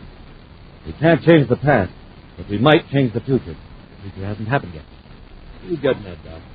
We knew what was going to happen tomorrow, or next week we could clean up on investments, government projects. Yeah, even sports events. Can you travel into the future? There's just one way to find out. Set the computer to a future time and try it. Doc, that's taking an awful risk. We'll land this ship on Mercury, in a nice safe place with another spaceship handy in case we have to leave in a hurry. You, Bristol, will take this ship into the future. But I don't know anything about Star Drive or hyperspace vectors. The cadet does. He'll go with you. I'll give complete instructions on how to set a vector for the future and for your return. But, Doc, you can't trust the cadet. And I'm not so sure I can trust you. This is a chance for you to redeem yourself, Bristol. You can keep the cadet locked up. He'll be your insurance in case you can't work in hyperspace. Now, just a minute, Scarno. You got this, Corey. Doc, I got an idea. The Gantolis project on Venus. What about it? The government commission hasn't decided yet whether or not to okay the power project near Mount Gantolis. Go on. If we go ahead with it, we'll open the whole valley to industry, mining, and farming. Everything. Yes, but there's another site under consideration. Look, if we could look a month or two into the future, we know that information be worth millions. Experience. We'd clean up legitimately, too. Whichever way the commission votes, we'd be in on the ground floor. How do I find out how the commission will vote, even if I do get into the future? Now, this is a new scandal. No, you idiot. You merely fly over Mount Gantola. There's activity there, construction, mining, then you'll know the answer. I'm warning you, Scarno. I'll handle this, Corey. You're staying with Stetson and me at our Mercury hideout. That's to ensure the cadet's good behavior with Bristol. You understand what I mean, cadet? Yeah, sure. Good. All right, Stetson. Head back to Mercury. In Scarno's hideout in a desolate region of the planet Mercury, Scarno stands by a spaceophone while Detson keeps Commander Corey covered with a blast gun. The three men look through a window watching the Star Drive ship grounded 200 yards away. What's the matter with Bristol? I hope he's not having trouble with that cadet. You just watch, Corey. Scarno to Bristol. Bristol, do you read me? Come in. Bristol here, Doc. Just locked the cadet up. All ready to blast off. All right, listen. If you want to live to see the real future, don't try to double-cross me again. Scarno out. Doc, if this works, we'll own the entire United Planet. Right. Knowledge is power, they say. You'll have knowledge. Knowledge no one else can get. And there they go. Into the future. Into ours. If Happy doesn't come back, Scarno, you won't have it.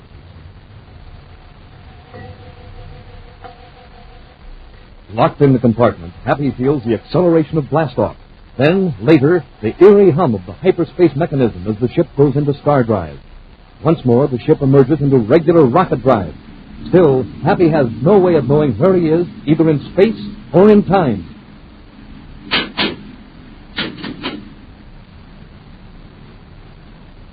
All right, Cadet, come on out. I need you up forward. Where are we? Where we're supposed to be, over Venus. Hurry up. I need help to get back into Stardust. You're in the future? Yeah. And remember, I got you covered. Just check the hyperspace computer. Be sure I got it set up right for a return to regular time. How far into the future are we? According to Scarno's calculations, 2 months. All right, get to work. Hey, the view screen. Is that Mount Gantola? Never mind that. Your job is a computer. Hey, look at all the activity down there in the valley. That shows the commission voted to go all out on the Gantola project. And rockets. Look at Mount Gantola. Smoke is pouring out of it. It's erupting. Yeah, what do you know? A volcano. If you look closer to the east, you can see cracks in the smoke. Bristol, we've got to warn those people down there in the valley. There's a volcano erupting. Quite. Never mind. Get back to Scarno. Scarno can go kiss a comet. If we warn those work crews in time, they can get out of the valley before that hot lava comes pouring down on them. Get away from that spaceophone, Cadet, or I'll use this ray gun. That won't get you back to Scarno. For the love of Jupiter, Bristol, if you don't think anything of human life, at least think of your future investment. All right, go ahead. But make it fast. Don't worry. Urgent. Emergency. This is Cadet Happy aboard cruiser JS-14, now over Mount Gantola, Venus, calling Gantola's project and all Space Patrol units in the Venus sector. Emergency. Attention, all Venus stations. Mount Gantola is erupting. Clear the lower valley immediately. Cadet Happy calling all Venus stations. Acknowledge. Repeat.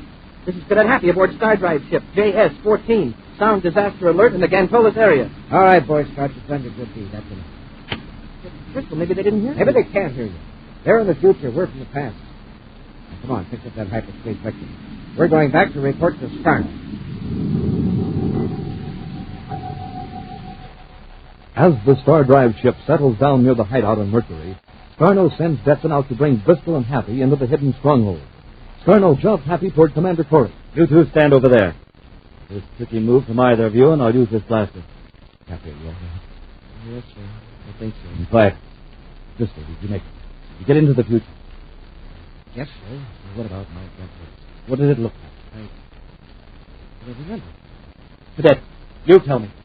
Did the Gantola's project go through? I don't know. There's something I try to remember. Maybe it was a dream. At least I could think of it. Scarno, they seem to be in a state of shock. I don't know why. All I want from these men is a simple answer. Did they get into the future? It's a blank from the time we went into hyperspace until we came out. I must have had a dream. Horrible. Almost a nightmare. About that, okay? No, sir. You better remember or I'll beat it out of you. you. Hold it, Scarno. Maybe it's impossible to bring anything back from the future, not even a memory. Why not? Crystal and Happy are back in the present.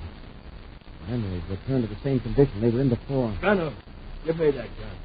I'll beat some memories out of Bristol.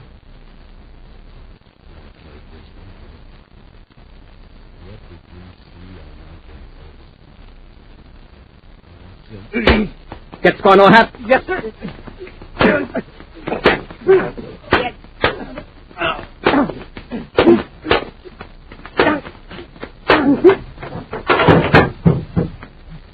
All right, Dexter, had enough? Yeah. This was our coach. Well, I think the rest of the set is fighting among themselves. Hey, what's the matter? Where's Scarno? He ducked out while we were busy with his time. I see him now. He's nearly through the ship. Hey, I'll go after him. No, Hap, you'd never make it.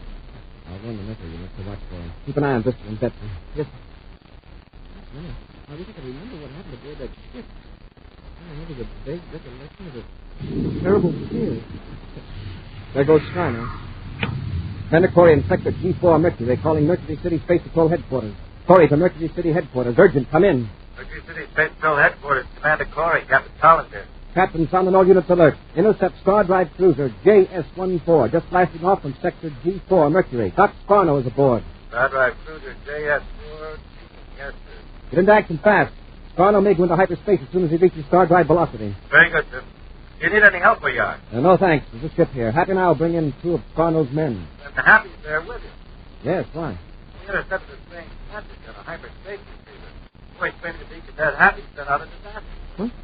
Really? A disaster call? Captain, this is a hyperspace pickup? Yes, sir. Somebody must be playing practical jokes. We sent out a Venus squadron and investigate just in case. Investigate what? Mom can't tell it. Here's a microtape recording of the message. Want to hear it? Yes, go ahead. Cadet Happy calling all Venus stations. Emergency.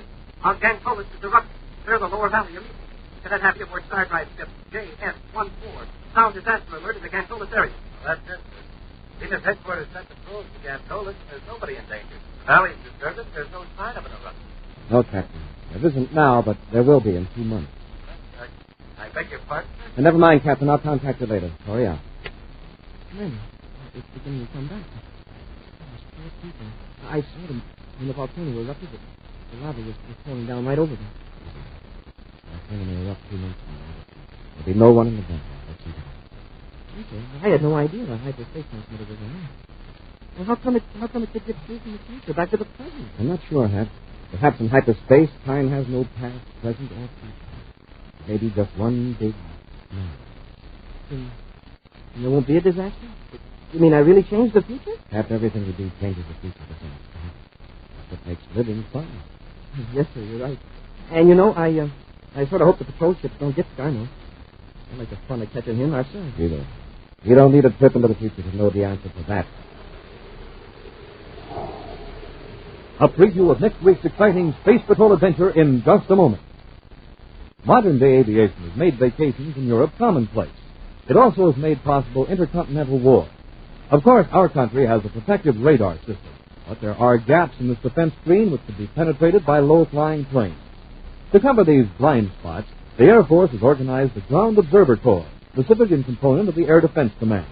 It operates 24 hours a day in observation posts and filter centers, reporting the presence and activity of unidentified aircraft. Right now, 150,000 more part-time volunteers are needed, men, women, and teenagers. You're asked to join. The Silver Wings of the Ground Observer Corps are a proud symbol of civilian participation in our defense. Contact your nearest Civil Defense Center. Now a preview of next week's exciting Space Patrol adventure. Buzz and Happy have been taken back millions of years through time, forced out of Scarno's spaceship in a tropic jungle on the planet Earth. Stay clear of that tar pit, Hack. Get stuck in that stuff, you'd have a hard time getting out. Those are rockets. What was that? What I think it is, we're in trouble. Hey, Commander, look. Coming out of the jungle. It's a Martian. The biggest dinosaur that ever lived. It must be 50 feet high. And still. Wow. Look at those teeth. It could gobble us up in one bite. Start, Happy. Run! Be with us next week for the thrilling Space Patrol story, The Monster from the Past. Space Patrol, created by Mike Moser, starring Ed Kemmer as Commander Corey and Lynn Osborne as Cadet Happy, was written by Lou Houston, produced and directed by Larry Robertson. Executive producer Helen Moser. Other players were Ken Mayer, Norman Jolly, and Tom McKee. Dick Wesson speaking. Don't forget to tune in next Saturday at this same time for exciting adventure on Space Patrol.